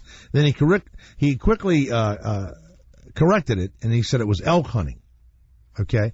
It was talking about gun rights and hunting. And he acknowledged he's not a great hunter, that some on this stage are like that. Okay? And then he suggested that, I guess that Rick Perry is a serious hunter or something like that.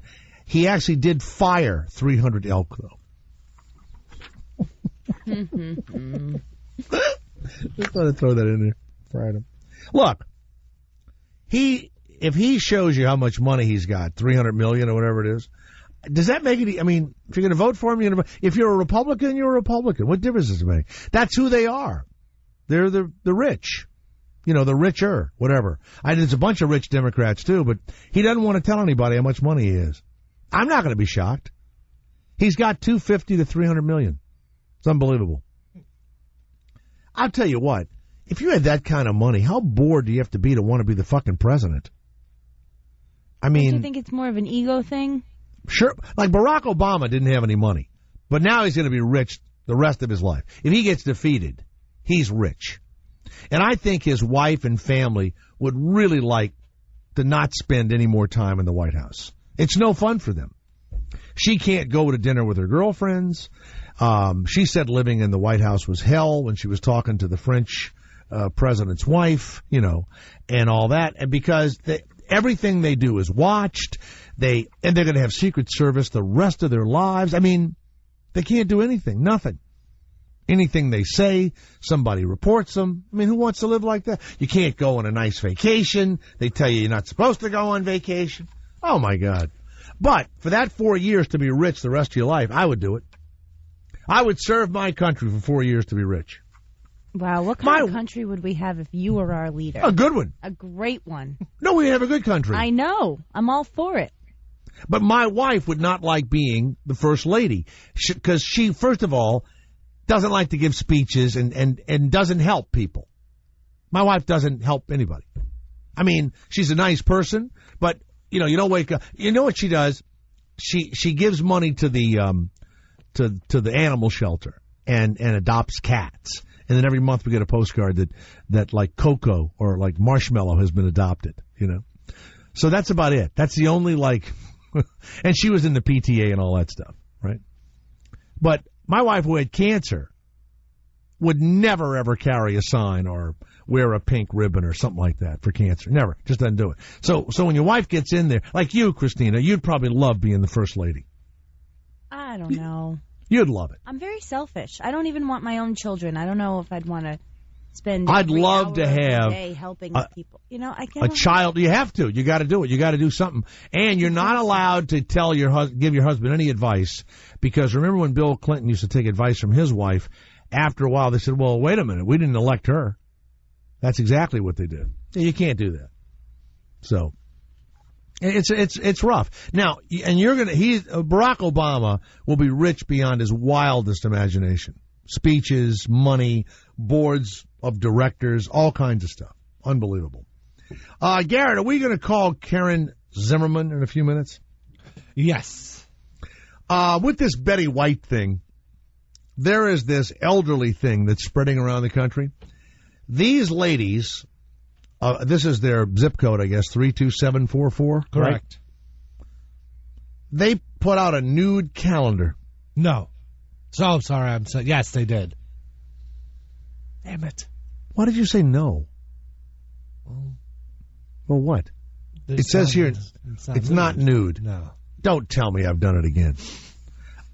See how much confusion it caused with the last guest about sex on the roof and 7 days they were up there. They were up there for a day. And you mean I thought that they were naked in the thing?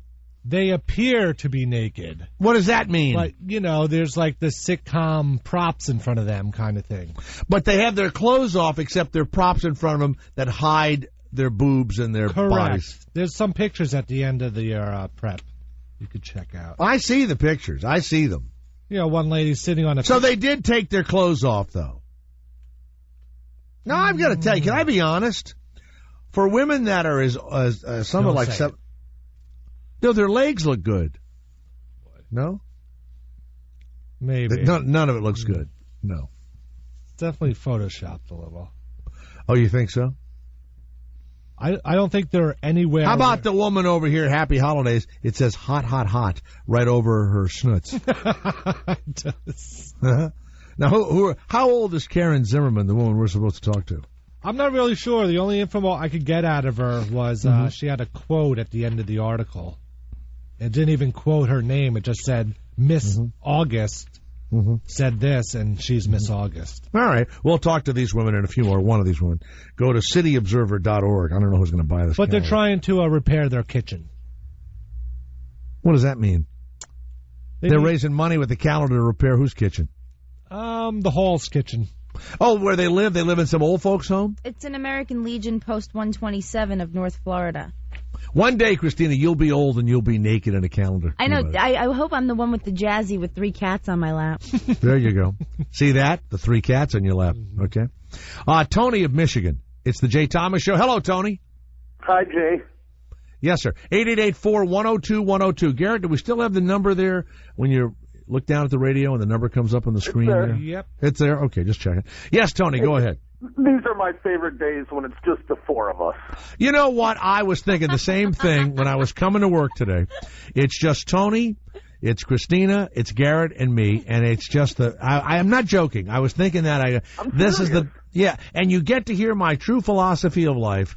And I don't get to pontificate because I'm too busy battling Shuley, Ira, sometimes Rodney Lee Conover, Kevin Meaney. But I do that on purpose, Tony, because I don't think you want me every single day in my entirety. Okay? Okay, that's fine, just as long as that asshole Shuey's not there. It's a good day. It's amazing who people like and dislike. It's amazing. Yeah. It is even Steven. There are Ira haters, Garrett haters. We don't have any Christina haters, I can tell you that. No, we're all snowflakes. You're all little snowflakes. Now, Tony, what can I do for you? I got to go to the shithole. Well, I shouldn't say that. I've never been there. I got to go to Shreveport, Louisiana next week. Is there Well, you're right about that. Original?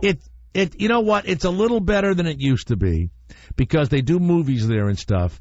And, probably all these towns are better. Even the shithole towns in Michigan. And you'll have a pretty good time, but it's not South Louisiana where it's more French and it's more European and it's Baptist country, okay? Yeah, Shreveport. It's North Louisiana, right? All right. Hey, Jay, can I tell you a joke that made me laugh, and I hate jokes? All right, go ahead. You can get rid of me. I love it when you do that. But Really? What did Kermit say when Jim Henson died? I don't know. Nothing. All right. Get rid of me. No, I don't want to get rid of you. Very good. Thank you, Tony. Let's go to Gary of New Jersey. Hello, Gary. It's Jay Thomas. Now, Christina, what did he say to you to get you to put him back on? What did he say? Just found out that he had stage 2 lung cancer. He told you he had stage 2 lung cancer, and now this is what I have to be putting up with. Yeah. Let's go to that call. Yeah, Gary, hearing that you were about to die would be a hell of a lot better than you going Papa Pooey. Now hold on a second. Gary, please, show us how you do it so we can all do it together. What's the noise you make? What? No, turn the radio off, asshole. He's listening to himself. Yeah, don't listen to yourself. How do you make the noise? How do you make the noise? Papa Pooey, how do you do it? All right, get rid of him. He's an idiot. You know what? What's weird is he can't have a job, right? And he's got to be in some rent-controlled government housing somewhere, right? Let's go to Ken of Orlando, then we'll take a break after this, Garrett, and we'll have the semi-nude women. Yes, Ken, go ahead. Hey, Jay. Hey, first off, I think Jerry's a freaking douchebag. Well, you know what? You know what? It's that dying breed of people that have no one to call. Why don't they call Piers Morgan, or why don't they, call somebody, and do a report? That was always funny. When you were watching TV and a guy says, I'm here right now, the people are running around, they're in flames. And then they go, they're in flames, like, baba booey, and hang up. There was one just on C-SPAN about some guy was taking calls about Mitt Romney. Yeah. And this guy fluffed it up like Mitt Romney does this and blah, blah, blah. And I'd just like to know, have you ever seen Mitt Romney's penis? And the guy didn't know what to say. And then the host is like, oh, I'm sorry, we'll just move on. Yeah. They're great. Ken, go ahead, Ken. Yeah, well, what I was calling is yesterday I was listening to the Jason Ellis show. I don't know why. I kind of flip-flop whenever people go to commercials.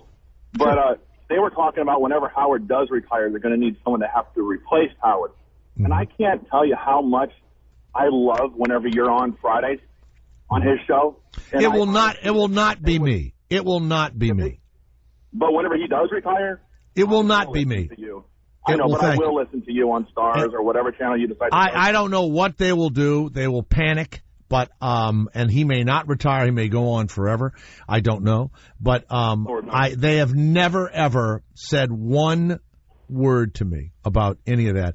And I was saying yesterday, once the company can do what it wants to do and it's no longer, unless they, franchise it, maybe they would choose Opie and Anthony, Garrett. Maybe they would put them in the lead position. I don't know. I think all radios will explode. The radios will go? Yeah. One other thing I'll let you go. The guy that talked earlier about the upper deckers, I actually think it's really funny when it's done because when you flush the toilet, all you see is little driblets of... It's like beef stew. You know what? Yeah, it's just like beef stew. I got to tell you, I have never been so bored that I wanted to climb up onto the toilet seat and shit into the what is that thing in the top? The tank. The tank. Yeah, the getting up there and shitting into the tank is just, I'll tell you the worst thing. When my youngest was about, I guess 10 years old or whatever, he took toothpaste and he put it in a way on the toilet paper. And he put it on a doorknob, and he put it in the toilet paper. So I go in, it was on the doorknob, that pissed me off, and I wipe it. But when so I get up to wipe myself, and he somehow had put it about 4 or 5 sheets in, right? Wipe your ass with toothpaste, and I'm going to tell you right now, I chased that little sumbitch all over the house, everywhere. He had to lock himself in the room and call his mother on a cell phone. I was going to kill him. I don't like to be disturbed when I'm in the bathroom. I don't like anything to happen that I don't expect to happen. So if crap comes out, or there's a smell, or a bomb goes off, or you put toothpaste on your asshole, I don't like any of that. No. Hey, look at it this way. At least with toothpaste on your asshole, at least you're gonna be, farts are gonna smell minty fresh. Yeah, well, thanks. All right, stay where you are. Karen Zimmerman, go to cityobserver.org. She and the ladies of 32744 are kinda naked. I love my calendar girl. Yeah, sweet calendar girl. Well, the other night, a lot of us watched that Betty White show, that 90-year, her birthday. And, of course, just because you get older doesn't mean that, it all stops, right? And, they say youth is wasted on the young, okay? But they waste all this time. Then you get a little older, and, you wish you had that youthful body and all that craziness when you get older. And people like Karen Zimmerman and her girlfriends decided to take their clothes off and do the calendar, ladies, 32744. Karen, welcome to the Jay Thomas Show. Thank you. How are you? Now, this calendar is to raise $10,000 to build a kitchen at the American Legion Post 127 in North Florida. Is that near, when you say North Florida, I lived in Jacksonville for a long time. Where in North Florida are you? Okay. We're not in North Florida. We're in Central Florida. Central. And we're right between Daytona Beach and Orlando. Right. Okay. Lake Helen, is it? Uh-huh. Lake Helen. Okay. Lake Helen. I know that area a little bit. And so who decided that you were going to sell this calendar to raise money?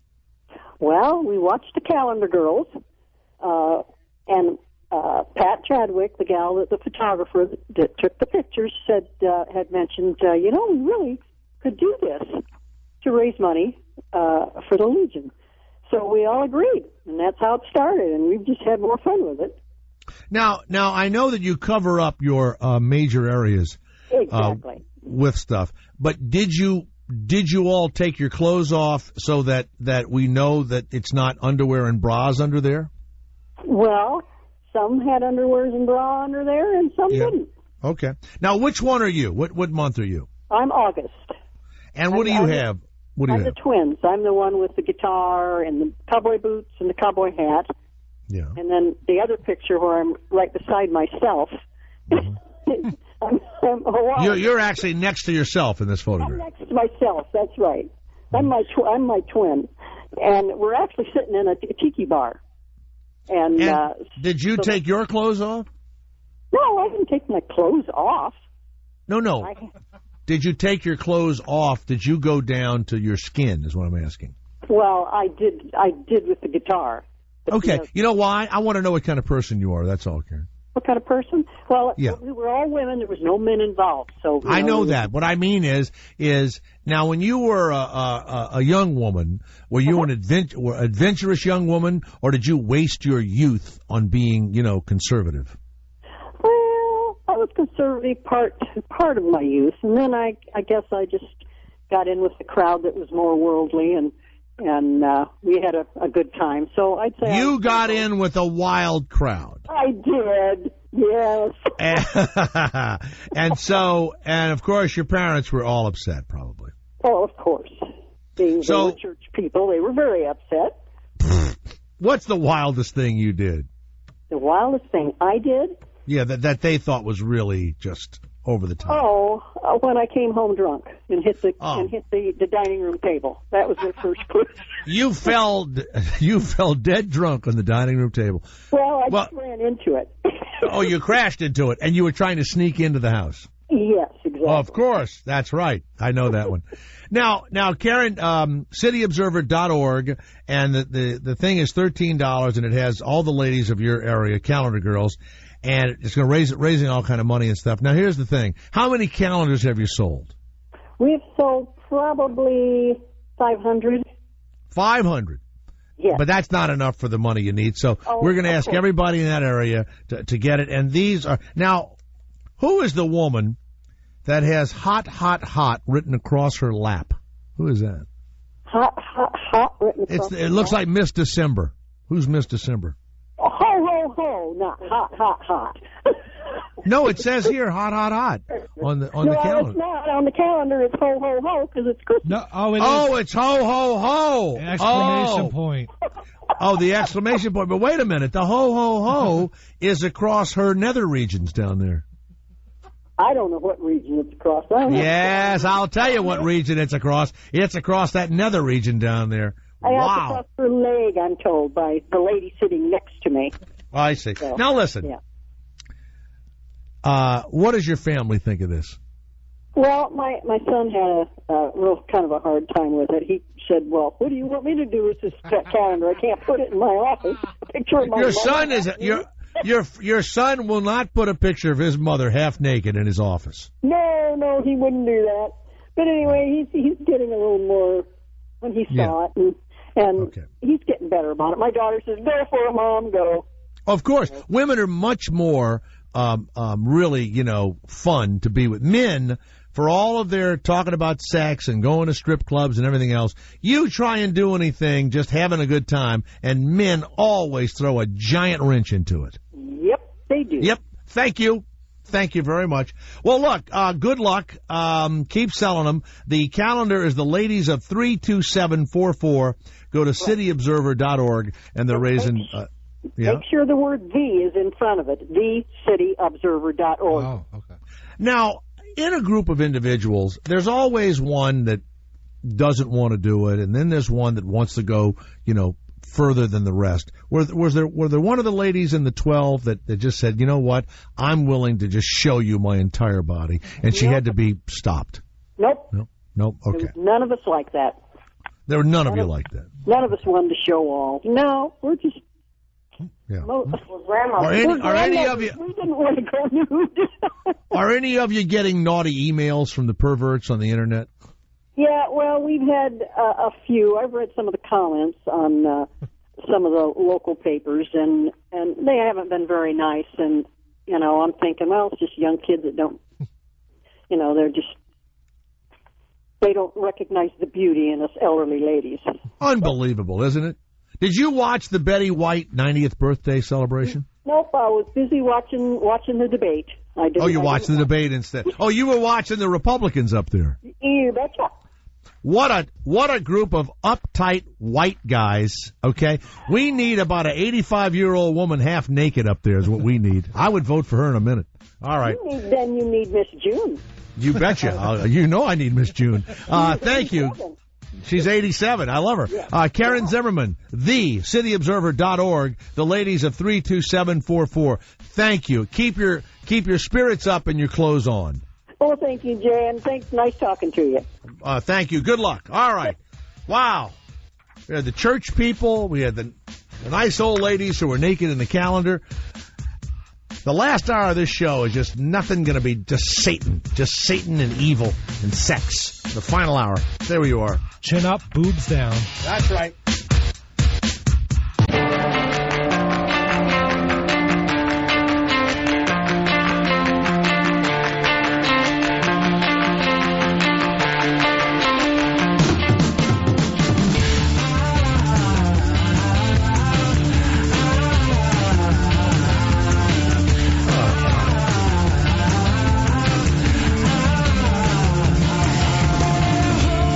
So this reporter was interviewing a woman 104 years old, and the guy says, "What do you think the best thing about being 104 is?" And she said, "No peer pressure."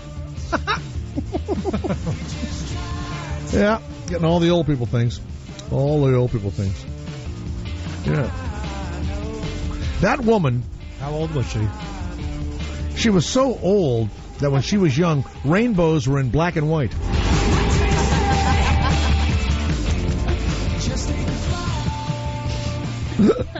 Now, are these from yesterday or the new ones? These are just off the top of your head.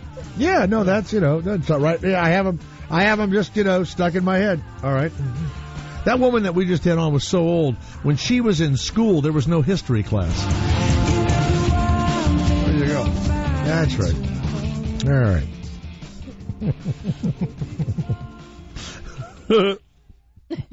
She's so old when they ask her to check her bags, she has no luggage.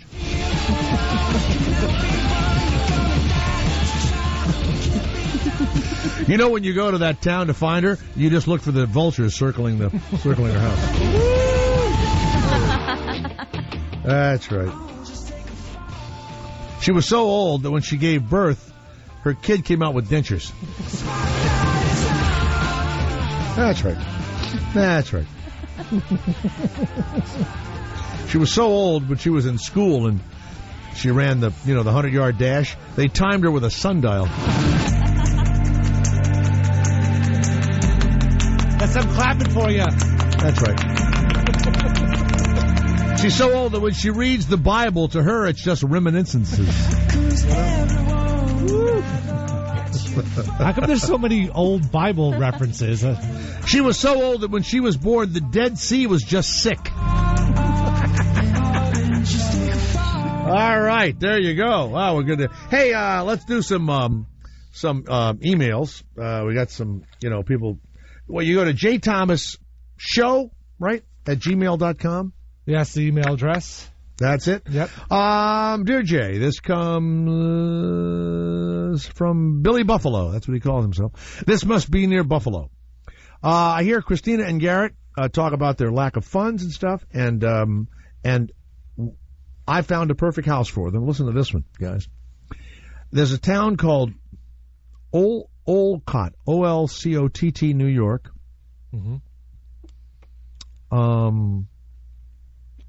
It's a house built in 1962.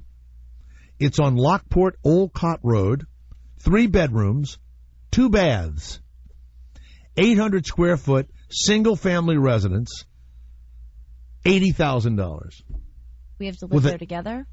No, I'm saying what this guy's saying is, why don't you guys look around? And now that's quite a ways. Well, because I have to be here at 7 o'clock every morning. Well, you'd have to leave at midnight. It's on to the get beach, to work. though. It is? No, it isn't. The like Lake Erie beach. Oh. Olcott is? Yeah. That town? Well, it says here, like for $80,000, you can buy this. And if you, now you only have to put. You don't have to put like $2,000 down, something like that. A couple of $1,000 down, and then 96.37% white. And the the blacks aren't dumb enough to live there. That's why. 1.04% Native African American. Right. Well, are we going to need a car? We're going to need a car. There's a whole lot of other expenses that go in living. No, really away. Your payment for this house over 30 years. Now think of this. Now your payment would be $800 a month, if that. Your mortgage payment. That's right. For 30 years, yeah, but when something breaks, you don't have a landlord. I have to drive 10 miles to get a quart of milk. No, you don't. You're right in town. You're in the lovely little burg of Olcott. The median income of a household, $42,000. Thank you. We're balling up there. I don't have that. I would. You know what? Together, Oh my God! I tell you what, I would go home right to your girlfriend Garrett and go like this. Pack, we're out of here. Pack, get your clothes. The FBI, no FBI. We're going to Olcott right now. Average female income, $22,000. Oh, I'm a baller. You're right. There you go. You're there. Right. You have all the new clothes. This came to Andrea Bushy, who books all of our guests there. She's the housewife from, where does she live? Rhode Island? New Hampshire? Where Jeff Furlot lives, wherever that is. New Hampshire. Dear Andrea, hope all is well. I came on the Jay Thomas Show to discuss hemp stalk and pumpkin carving in September. Mm-hmm. Please pass this request on to Jay. I want to officially invite him to come to the Seattle Hemp Fest. The Hemp Fest. He can come on the main stage with us. It's the 3rd weekend in August. It's a 3-day hemp show. Gives me a cell phone and everything. The Hemp Fest. Now, that's bullshit for pot, isn't it? Probably hot around the Hemp Yeah, Fest. that's got to be bullshit for pot, right? The Hemp Fest.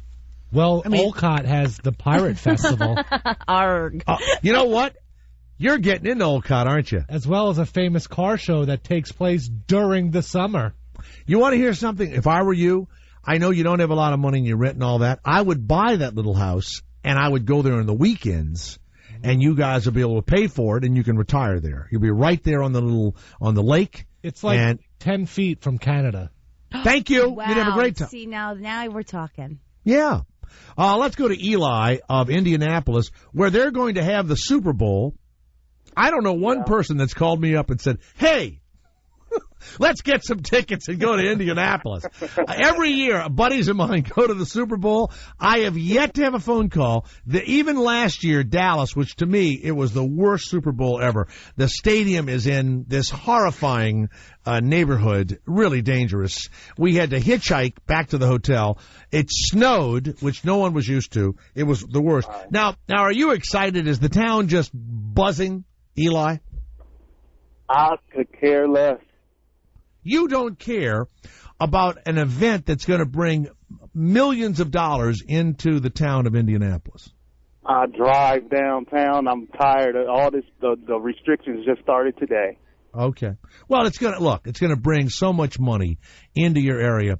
Now, what bar, if we go over the Super Bowl, where do we go to hang out? What's a hot bar there in Indianapolis? Slippery Noodle. The Slippery Noodle. All right, Garrett, we're going to the Slippery Noodle. That'll be great. Now, you go there quite often. Do you drink there, or do you eat also at the Slippery Noodle? Both, and great jazz music. Oh, well, that's good. I like it. Yeah, I'd love it. Every town, this is true. You can go anywhere, and all these towns have great stuff happening. I'm sure we can make fun of it, but I bet Indianapolis, for you have a great time there, don't you? Yes, I do. Well, Eli, okay, go ahead. What'd you call about? Okay, I watch a lot of movies that you suggest. I think I started with the chick that sucked off the dog. That did what? The movie that the chick sucked off the dog. Bobcat Goldthwait's movie. That's right. I recommend a lot of unusual films that you're not going to see at any of the little film festivals. Yeah, that was a good movie. Well, now wait a minute. The woman sucked on a dog in the movie. He found out. They didn't see it, but I mean, you can, it implied that she did. And she confessed to him, and that movie won some awards, not from It was a good movie. It was real good. Yeah. What would you do if your wife or girlfriend announced that at one time she'd sucked off a dog?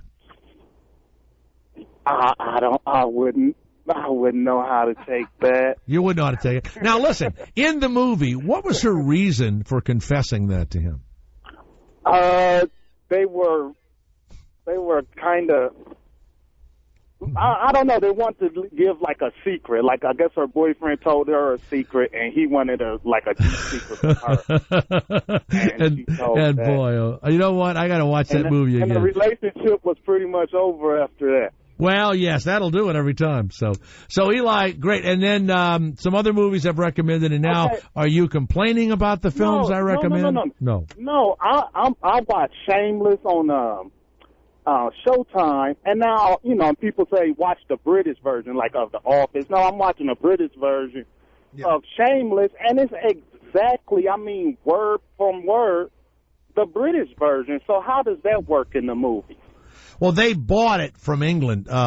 There's also an HBO show called In Treatment that was written in Israel, and it's about Israelis, and they would fight the Palestinians and all. And it is word for word from Israel, but now it's in English, and it's in New York.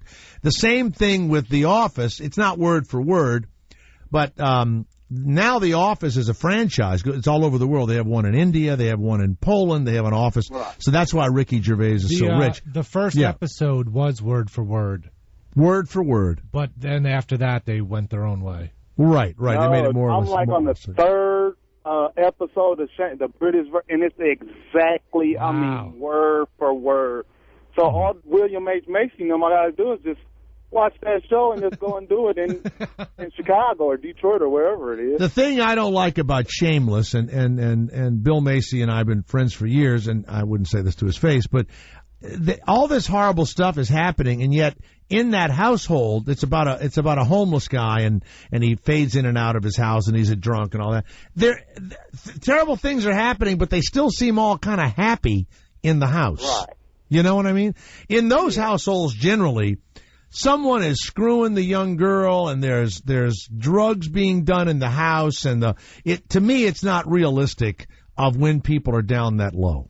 That's why Shameless doesn't interest me. So, Eli, is that you called just to talk about the movies I've recommended? Pretty much, yes. All right, I'm going to recommend one to you right now. Go ahead. Ian McGregor, who is such a great actor. If you've never seen Train Spotting, you got to do that one. But there's a new one out that he's in called Beginners. It is out there right now. You can rent it or get it pay-per-view or whatever. And what's his name? Plummer. Oh God, he was in The Sound of Music and all that. He's an wonderful older actor. Oh, come on. He just probably won the Golden Globe or whatever. You will love Beginners. Okay? And listen to this. I'll watch the dog, there's a dog in it, and the dog talks. Oh, I thought the dog was going to get fucked up. No, there are gay people in it. There There is sucking in that, but the dog doesn't get sucked. All right, Eli, thank you. All right. Thank you. Bye. All right, let's go to Mike in New York. Mike, do you live anywhere near Olcott, New York? Yeah, I live about 20 minutes away from Olcott, New York.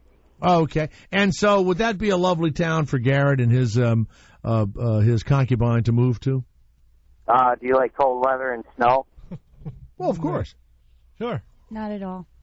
It looks like it's 3 blocks long, this town. But wait a minute. Wait a minute. The opening price is $80,000. You could probably get them down to $75,000, Garrett. Right now, yeah, no doubt. Yeah, 70 maybe, sure. That's what people need to start doing. There are people all over the country. They don't want to give up their house. They don't want to move. Get the fuck out of there. There are countries. There are small cities. You could leave the United States if you've got any pension or any. There are countries you could go to, and for a few $100s a month, you will live fine. You know, it used to be Mexico. God forbid. You don't want to go there now. You think we should eat at Park Place or Mariners Lodging? Mariners Landing. You ever eat at Mariners Landing? There's probably tons of seafood up here. Ugh. That's what I remember. Really? Now, where do you live? What town do you live in? I live in Medina, halfway between Buffalo and Rochester. Medina, New York. Is that a bigger town than Olcott? No. No, probably not. Now, why do you live there? Why don't you get the hell out of there? I kind of like it. I don't mind. Oh, there you go. You love it. There you go. How much did your house cost? It cost me $513 a month. Holy shit. $513 That's a month. $13 more than I just pay in rent, and I share with 2 people. Unbelievable. That's how you got to live. And you know what you do there? You go there, Christina, and you open a bar, and you become like a waitress bar wench with your big boobs hanging out and your ass flapping. Let's throw my radio dreams out the window and be a bar No, you whore. could broadcast from there. You would have one of those webcasts. You would talk about all... Now he wants me to have a podcast. Podcast. You would have a podcast. You would talk about the bar. You would talk about living in all... I'm not kidding you. That's how you... Yeah, that's how you make it. Time Out Sports Bar and Grill. What are you going to be doing while I'm working at Time Out Sports Bar? I'll be a guest on your show every now and again. I'll work right next door at the Lighthouse Grill and Spirits. Now, what would your girlfriend do? Like wait 1 second, Mike. What could your girlfriend has, is kind of a management person. What would she do in Olcott there? I'm kind of looking. Kill him. That's what she would do. Key she would bank. hang Garrett. She'd be a banker. She'd be at the bank. That's exactly right. She'd be right there at the bank.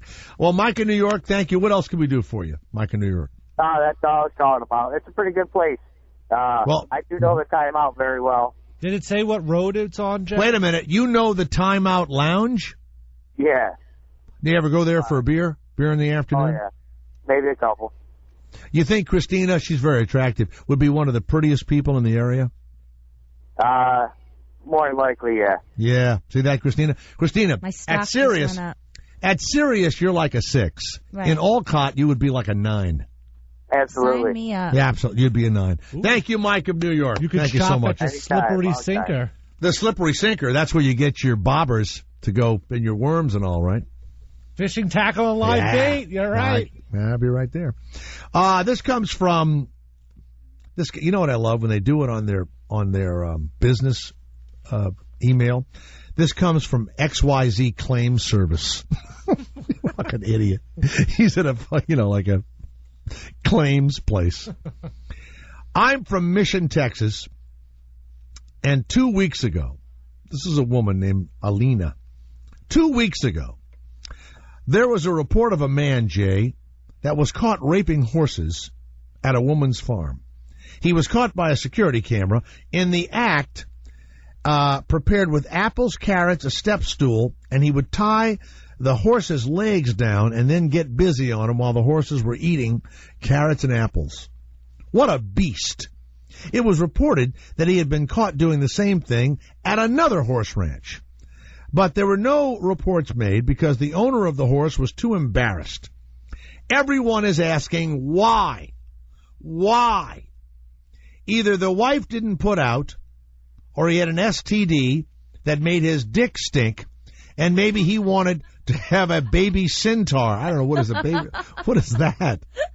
I just thought I'd give you something to laugh about. I love the show. Well, oh boy, we're getting this is a hoot. You know what? I'm gonna print this out and I'm gonna put it on my desk so my whole family can read it.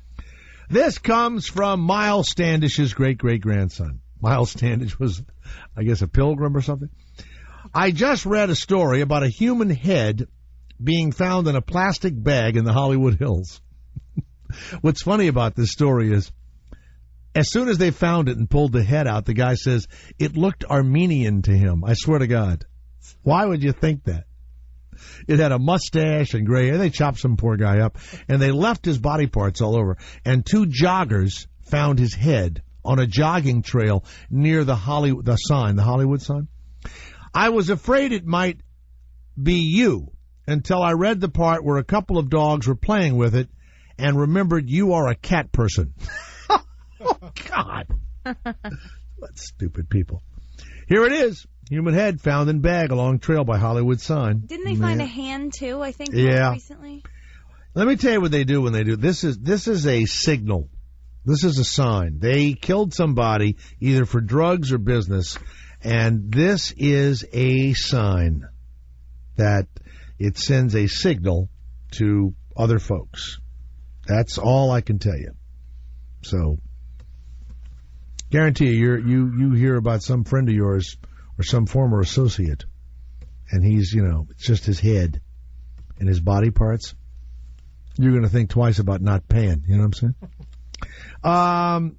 This comes from Christopher. I was watching you on Letterman. You have dents on your temples from your glasses. I know. I don't know what that is. Somebody sent me a letter and says, because you're fat. That's what they said. It's because I buy these cheap glasses for like $15, $20, right? Just reading glasses. And I just think they're cheap. That's all. And they press too hard on my temples. You ever notice those indentations, Christina? Yeah. Okay. I told you it's about it. It's embarrassing. I know. What should I do? I don't know what to do. If you get good glasses, like I have a pair of Ray-Ban sunglasses, and they have little springs in it that, shoot out a little. Yeah. Maybe your face got fat. Ooh. Said the solid 6 from New York, but a 9 in Olcott. What I'm going to do is, after I take my glasses off, I'm going to start massaging my temples I just hope it doesn't last forever. Let me rub the side of my head. I'll check tonight. Now, of course, as soon as I say this to my wife, she'll go, yeah, you've had those for years. And I go, why didn't you tell me? And she'll go, well, you never asked. That's who I live with. Person that never says anything. Nothing. Nothing. Here, watch this. She won't talk to me for like a week, and I'll go, something wrong? She goes, no, why? I go, I don't know, just, no, everything's fine. I swear to God. Hasn't said a word for a week. Sounds awesome. Everything fine? Everything's perfect. Are you sure? Everything. Positive. Then her mother will go like this. Oh, my God. She's so unhappy. So then I call my wife up and go, your mother just told me you're unhappy. And she goes, no, I'm not. I didn't tell my mother I wasn't happy. I go, why? She said, because I haven't talked to her in a month. Like that. So I call the mother-in-law back. She's not unhappy. Oh, of course she's not going to tell you she's unhappy. Dear Jay, this comes from Jingleheimer. Yesterday I was going through YouTube and I stumbled upon a video called the J. Thomas Actor Reel. If you go to jthomas.com, my actor reel is up there, isn't it, Garrett? And my voiceover reel and all that. Yeah, go there. You can see it. You are actually pretty darn good. Well, thank you. And it's just little snippets, right? Your acting is actually good. What about the movie where you play the NFL commissioner? What's the name of that? It was called Monday Night Mayhem. It ran on TNT. John Turturro plays Howard Cosell. And I play the NFL commissioner, Pete Rozelle.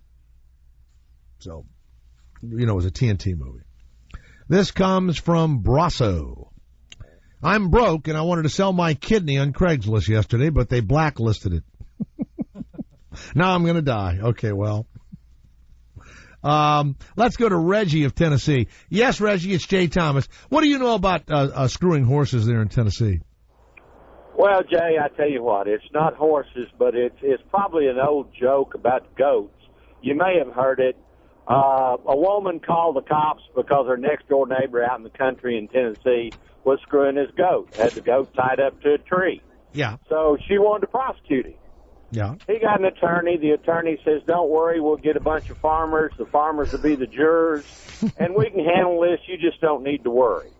So she gets in the witness stand. The attorney says, now, lady, he said, I'd like for you to describe to this jury exactly what you saw. And she said, well, I'm real uncomfortable about that. He says, you know, you're trying to prosecute this man for having sex with an animal. Says, tell us what you saw. She said, well, he had sex with her. Says, well, be specific. Says, well, he screwed the goat. He got through, he ejaculated, and the goat turned around and licked him off. One of the male jurors nudged the other one and said, a good goat will do that. Reggie, I love it. Thank you very much. All right, buddy. Bye. Now, you hear that? That's why, see, I'm from the South. Everybody is an actor or a comedian down South. Everybody. All of them. Let's go to Bondo of Detroit, the man named for wood replacement. Yes, Bondo, go ahead. What's happening, Jay? How are you? I'm perfect. That's cool. That was funny. I'll use that when I work tomorrow. You know, so you got your day all planned. You got his day all planned out already. Yeah, sure. We got a group at work that like to do it to sheep. I think they travel quite a ways to come to work. But anyway, hey, a long time ago, I guess my niece got a Cadillac, and I said, "Oh, you keeping the satellite radio?" And she says, "Yeah." And I told her about you, you know.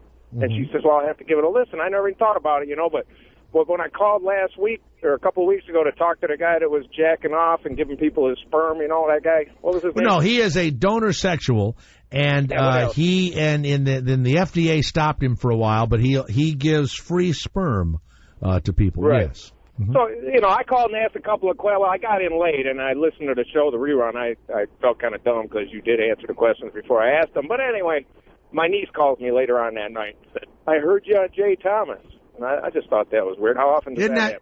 Isn't that crazy when someone says they heard you on the radio? Yeah. Mm-hmm. Yeah, that was cool. But especially on your show because you say nobody listens to you, but I do. So. Well. It's cool. It just doesn't feel like anybody listens. I just don't get that feeling, that's all. This is dumb and you probably heard it, but the difference between Martin Luther King Day and St. Patty's Day. I can't hear it. I can't listen to it. Huh? You can't make fun of that. You can't make fun of that. Not here. It's going to be racist. I can't? Yeah, no. That's too racist. Can't do that. We got to stop all that. You got to stop it all. All right, thank you, Bondo. Well, all right, some people want to be Irish. No, you don't want to do all that. Stop it. Stop it. We don't do all that. Got to stop that. There's too many other jokes to be made. You know? You know what? I was at a radio station in L.A., and I would make jokes about, I don't know, an advertiser or whatever. And one day a guy said to me, out of all the jokes, out of all the things you can think of to be funny about, let's say there's 1,000 of them, and 6 of them will get you in trouble or cause an advertiser not to like you or hurt somebody's feelings. Just don't do those 6. Do the other 994. So that's my motto. I don't know when I started that, but I do it sometimes. Jamie of Columbus, Ohio. Hello, Jamie. Hello. How are you? Before I ask you my question, I want to tell Christine and Garrett, I want to make them gasp a little bit. You want to know how much my mortgage is in Columbus? How much?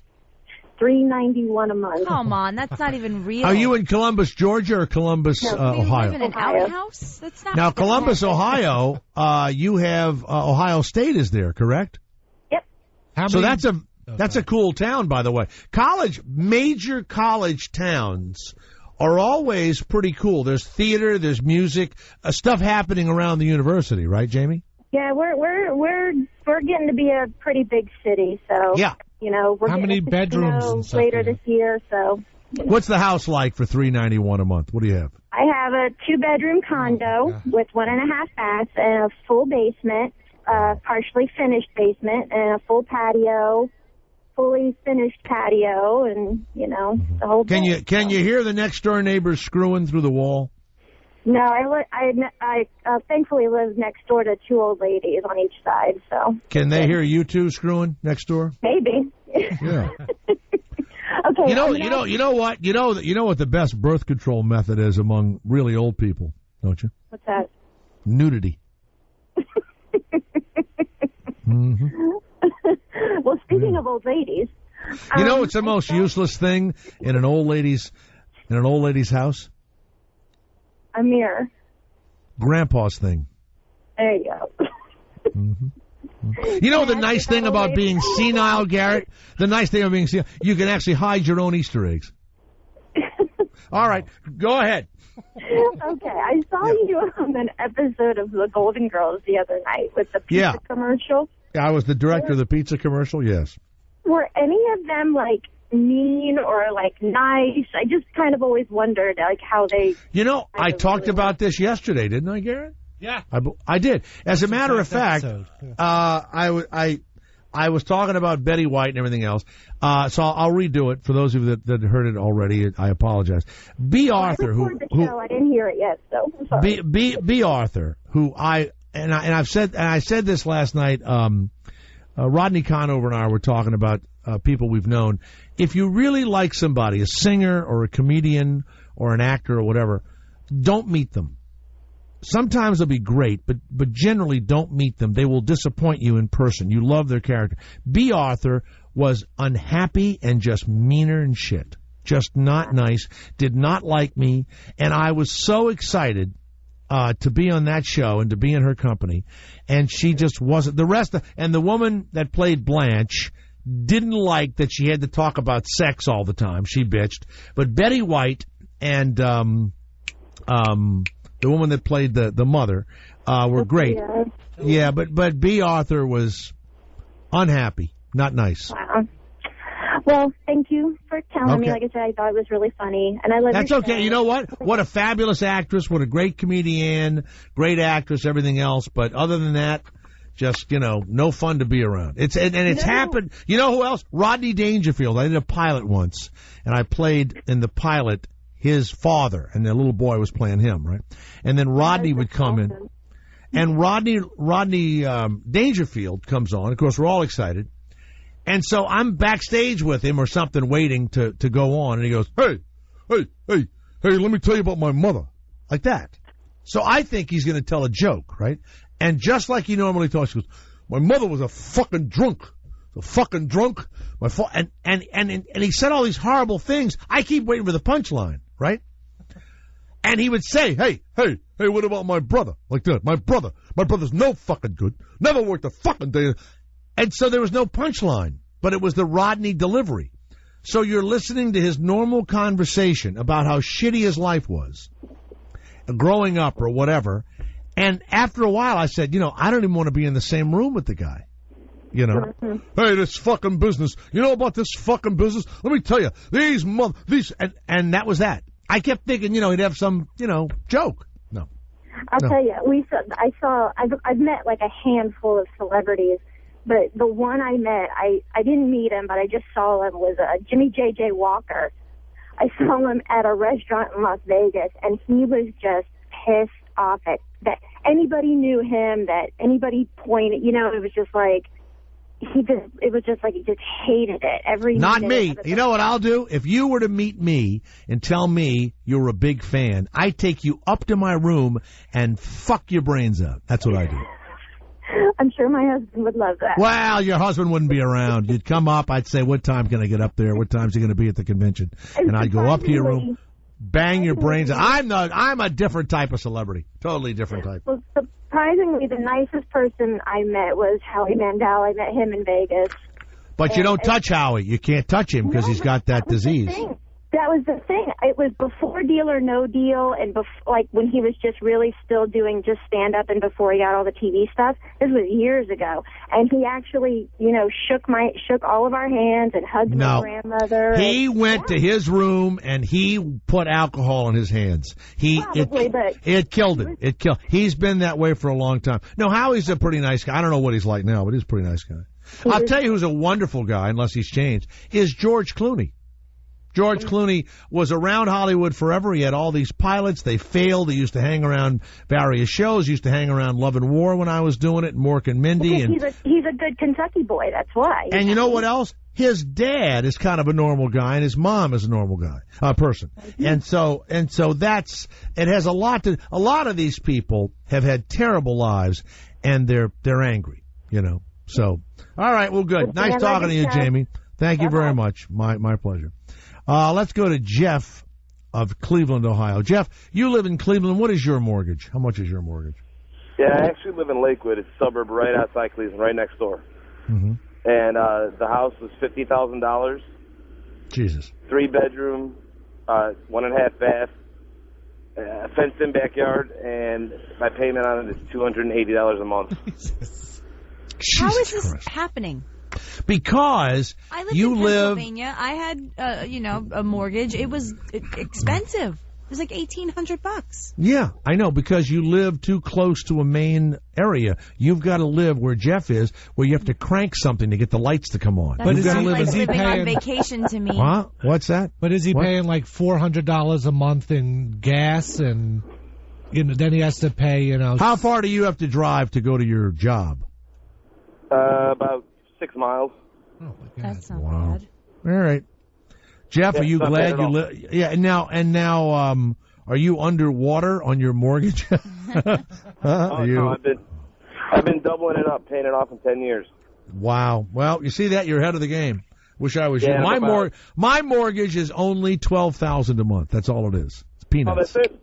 That's it. For the next 30 years. And guess what? It's interest only, Garrett. So I haven't ever paid a penny of it down.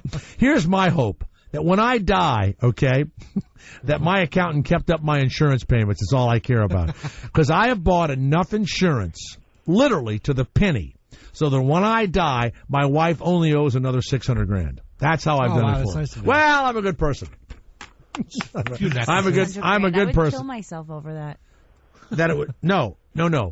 After they pay everything I owe out of the insurance, she's still going to owe like $600,000. Exactly. I would hang myself if I owed anybody $600,000. Well, she's going to have to start selling things, and I'm going to be dead, and it won't be me helping her with the decisions, okay? She'll have to figure something out. Dead. That's exactly right. But I literally bought enough insurance to pay these initial mortgages off, and then, of course, I spent more money over that. And so I got other things that the insurance won't cover. So, all right, that's how we all live. Yeah. Before you let me go, I got one more question for you. What do you think of Joe Buck? I like him, and I loved his dad. I loved, it was Joe Buck and, Jack Buck. I loved his father's announcing. I like Joe Buck, and I like Troy Aikman. I do like them as announcers. Only problem I really have with him is that if there's a big touchdown play, he always goes, and no flag. Why is he going to throw that in? Just leave it alone, I don't know. You know what else? Brent Musburger is still the most exciting announcer, especially of college football, but I've heard him do baseball too. And he's, getting up there in years. And I'll tell you why he's good. He is a gambler. He bets on sports. I've known this forever. Like Al Michaels. I don't know about Al Michaels, but I'll tell you, you can hear when his voice drops and they've gone over or under or the team's you can hear what team he's betting on that night. You can hear it. Al Michaels, too, it's like it'll be a blowout, and he'll be like, I know there's some people interested in this field goal with 2 minutes left. He knows the spreads, the over and under. Yeah, that's a gambler. That's a gambler. All right, What are your thank picks you. this weekend? What are your picks this weekend, Jeff? I'm having, you know what? I absolutely think the Giants. I love the Giants, but not as much as I did. Now, wasn't that crazy that I picked the upset of the whole thing? I left the show on Friday and I said the Giants are going to win this game, right? Now, what's funny is I think it'll be a very even game, Giants against San Francisco. And I love the Patriots against the Ravens. The Patriots are now 9-point favorites. It started at 7. That means that so much money went on the Patriots side that they raised it so that people will start betting the Ravens, right? These offenses that offense is pretty powerful, but the Patriots don't have a defense at all. And these Ravens are still vicious. They're a vicious defense. But I like both of I like the Giants and I like the Pats. I like both of them this weekend. So I think that it's going to be 49ers and Patriots, personally. Maybe. Giants, I don't know. That's a toss-up. You know what's funny? There was an article in our local paper in California. The guy says, I couldn't wait for the Ravens game to be over. Who'd they beat last week? Who'd they beat? Texans. Didn't the Texans know the Ravens have a NFC championship to lose next weekend? That's how people feel about the Ravens. They lose that championship a lot more than they win it. But they're always in it. And Flacco is just okay. He's just an okay. It's because you can't spend enough money to make the offense and the defense great. You can either have a mediocre defense and a fabulous offense, or vice versa. It's because you can't spend $40 million on defensive guys and $50 million on offensive guys. Your salary cap won't allow it. So, and the great players leave teams and go someplace else for money. Hell, they'll go to friggin' Cleveland for money. They just want a paycheck. So I don't want any of those Ravens in Cleveland. All right, thank you very much. Let's go to Michael, who lives in Westchester, New York. Yes, Michael. Yes, sir. Hey, Jay. That's funny. Well, you know what? With the NFL, not talking about mortgages, but the NFL, that was all. Pete Rozell's dream was parity. He got it. Yeah, and they ought to do that. They ought to do that in college. They're doing it in college a little bit now. These teams. I could not believe that 4 college games went over 80 points. One went over 100. Now, I happen to have the under on those games. Yeah, well, but these kids do not play any defense at all. And here's another one. While they're talking about paying these college kids to play football, why don't they pay them also to study so you don't have fucking idiots who can't talk when they become announcers? Exactly. Well, I'm talking white and black. They are so fucking dumb. I am just stunned. Dan Marino butchers the fucking English language. Mm-hmm. Merrill Hodge, that tie alone drives you nuts. And then you get to Deion Sanders, who thinks what he's saying is interesting, and he sounds like someone had just beaten him around the face and lips, and he's having trouble forming words. What about Shannon Sharp? And he's my God! He's the worst one, I think. There's an old saying: keep your fucking mouth shut, and make people, at least wonder whether you're bright or not, and don't open your mouth and remove all fucking shadow of a doubt how fucking stupid you are. Yeah, but keep your fucking. Oh, it's ridiculous! It's unbelievable. Anyway, yes. Mortgages. Yes. I live in Westchester County, New York. Well, your taxes are high, though. Of course, and I had a house in the upper northern Westchester, which you probably know, Yorktown Heights. Yeah. My taxes were up to $11,000 last year. So his taxes are $11,000 a year. And what's your mortgage? Acre. What's your mortgage? My mortgage was $2,100 plus taxes plus everything else. I sold in 10 weeks. Got out. Now I'm renting, and I knocked down my nut $2,500 a month. Now I'm paying off my debt because I'm self-employed. I'm a cake distributor. Well, you know what? Here, packaged cake. What kind of cake do you sell? You don't see it out there. It's called Daisy Cake. It's very close to like an Entenmann's type cake. Were you excited when Hostess went down? Well, they're not down yet. They're in their second bankruptcy in 10 years. If they go out of business, it'll help me a little bit, not a lot. Now, won't you want to get that recipe for that chemical that they put in the middle of the Hostess cake? Well, of course, that's why I'm 300 pounds, because I eat this stuff every day. But so you eat Daisy Cakes and you sell Daisy Cakes? Yes, of course. Do you want a skinny cake salesman? No, there's no such thing. It's like if you never want to walk up to a pizzeria and see a skinny pizza man. Yeah. How about, wait a minute, how about the guy that's Papa John? He's into working out and talk about, by the way, I can't think of the word, but he pauses before he says the final word of his commercial. And I know they must have worked hours to get him to say this phrase, and he couldn't say it. But he's thin, and he's selling pizza. It's not right to me. Probably now he's got the money. He probably lives like a celebrity. He probably hasn't had pizza in a years. mansion. Yeah, and he could work out all day and lose the baby fat like these celebrities that have kids.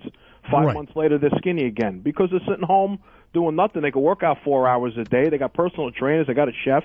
He's probably got the same thing. Absolutely, he's rich. He's not a pizza man anymore, making $10 an hour. Well, Herman Cain wasn't fat either. Well, of course, he was the CEO. And he was fucking all the time, losing weight. God bless him. God bless him. All right, thank you. Yes, go ahead. You're a good man. Daisy Cake is now the official chemical cake of the Jay Thomas Show. Daisy Cake. I will call you again. All right, buddy. You know what? Send us some. Send us some Daisy Cakes. I got to Christina. Christina, you send it to New York, and they will save me some. No, we won't. You can send me some to California too. Christina, get the Daisy Cake man's, and I'm going to send you an 8x10 glossy that says something wonderful about where I like to put Daisy Cakes. Does it rhyme with glass? I can't believe he didn't comment on that. Okay, we'll be right back. Dennis Yost and the Classics 4. Wow. Is that who this is? Yeah. No, this is a cover. It says Classic 4. Well, it's Dennis Yost as the lead singer. Oh, okay. I love this song. By the way, would you pull out Traffic, please? The band? You know, the group Traffic. Yeah. God damn. Turn this up. Ooh. Ooh, yeah. All right, man. Yeah. Open your Deuteronomy for me, darling. Yeah. Your Genesis 1:14, whatever they were saying. Your Song of Solomon's what I need. Let me drink from thy fountain. Many people, after I make one of my bold statements, they say, do you ever tell the truth? Are you always exaggerating? No, I'm telling you the truth. Eric of Mississippi, you and I have met, and what happened after we met? You were not kidding. You took me right up to your room and fucked the shit out of me. Well, thank you, Eric, very much. Thank you. Thanks to reach out. My pleasure. Eric of Mississippi. Many people go, wow. Yeah, I did it all. We were in Biloxi. I did it all. And we were at the Beau Rivage, which is a gambling establishment. Mm-hmm. You know, I mean, he's the only fan I met that day. Well, I only have one line. Let's go right up right now. That's it.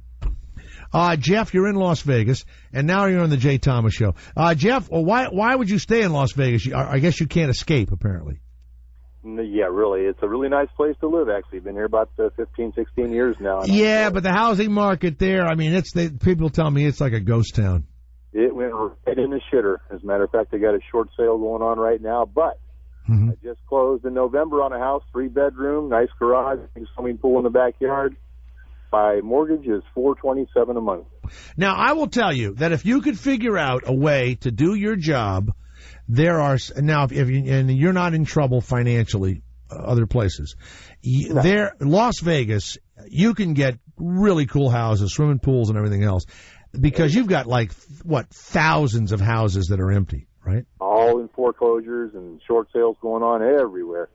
Wow! Just go on Realtor.com and you can find any zip code you want around here. What do you do for a living? Tour bus driver, but right now I'm unemployed. Because there's no tour, so how do you pay your mortgage? Luckily my wife's working and I've got quite a bit of savings. So. All right. Well, good. Wow. What is your mortgage again in Las Vegas? $427, and I put very little down. Got $4.25 for 30 years. Do you realize that's like what my dad paid in 1970 for our mortgage or something? That's like when I was a kid, our mortgage was like, $400 or something. I mean, I remember that from, being a little boy. And I mean, it's just crazy. That's nutty. The house crazy. that we got out of was almost maybe 1960. Forget 1970. That's fucking 50 fucking years ago. Mortgage money. That's crazy. I can finally afford to retire. Well, you know why? My dad probably in the 60s, he probably paid 15% on his mortgage. Yeah, and people don't realize this, but up until about 15 years ago, well, you paid, like a real percentage. Yeah, down about 3%. That's crazy. That's 3 cents on a dollar. That's nuts. All right. Well, good luck. Good luck, Jim. I love your show. Thank you. It is always fun when a new century or a new time passes to look back on what people said would be happening when 100 years passes. So, do we have another break coming up, Garrett? We can just go to the end. We can? Yeah. Someone just sent me, this is from the Ladies' Home Journal from 1912. What it was going to be like in 2012. And it's this big, huge article. Mm-hmm. First of all, the United States will have 500 million people. Wow. There will be, wait a minute, it's even better, between 350 and 500 million. That is correct. That is correct. Nicaragua will ask for admission to our union. No, that didn't happen. What a weird guess. Why would you even guess that? I guess they must have been making deals with Nicaragua. Yeah. Then Mexico will become a state. I could see guessing that. We didn't even have 50 states back then. Europe, seeking more territory to the south of us, will cause many of the Southern and South Central American republics to be voted into the Union. So to stop Europe from taking over, so that didn't happen, obviously. They tried twice. That's true. Americans will be taller by 1 or 2 inches. That's true. But we're not the tallest in the we were for a long time. If you go to Amsterdam, oh, my God, there's not a person under 6 feet tall. You'd be fine there, Gary. But the women, I mean, I don't know what you do. You go there as an American, and everybody looks like Dustin Hoffman. Everybody. And the women, and they look down on you like you're like a roach in the gutter. They're so big. Aren't you the roach? I was the roach. Sure was. Throw me the ball. Go on. There will be no C, X, or Q in our everyday alphabet. Because they will be unnecessary. I don't know. Fucking stupid. Hot and cold air will come out of spigots. You know what a spigot is? Like a faucet? Like a pipe, yeah. Hot and cold air will be turned on from spigots to regulate temperatures inside homes. They didn't know what they were talking about. They were talking about, forced heating and air conditioning. There'll be no mosquitoes or flies. Close. We're getting there. Ready-cooked meals will be bought from establishments like bakeries. You will be able to purchase a ready-cooked meal. You'll just walk in, food will be served hot or cold, and you'll bring it back to your private home. One day, pneumatic tubes or automobile wagons will bring food to your home. That's almost true, right? Fresh Direct brings. Yeah. You could get, microwave. No foods will be exposed. Shopkeepers who expose food to air and are breathed on by patrons will be stopped. Right. Meaning they do that now, right? No. Okay. Liquid air refrigeration machines. The refrigeration. They didn't have that there. Okay. Mm-hmm. There'll be no streetcars in large cities. That's true. Automobiles will be true at all. Yes, it is. Oh, streetcars like San Francisco trolleys. Oh, okay. Automobiles will be cheaper than horses. Everyone will walk 10 miles. That's not true. No. There will be airships. How about that, Garrett? Wow. Be things flying around. There will be warships, and there will be forts on wheels. I don't know what that is. There will be no wild animals. It's pretty good, isn't it? Huh? No wild animals. Wow. Yeah, there'll be no wild animals, okay? What else? And people will get laid 10 times a week. That didn't come true. No.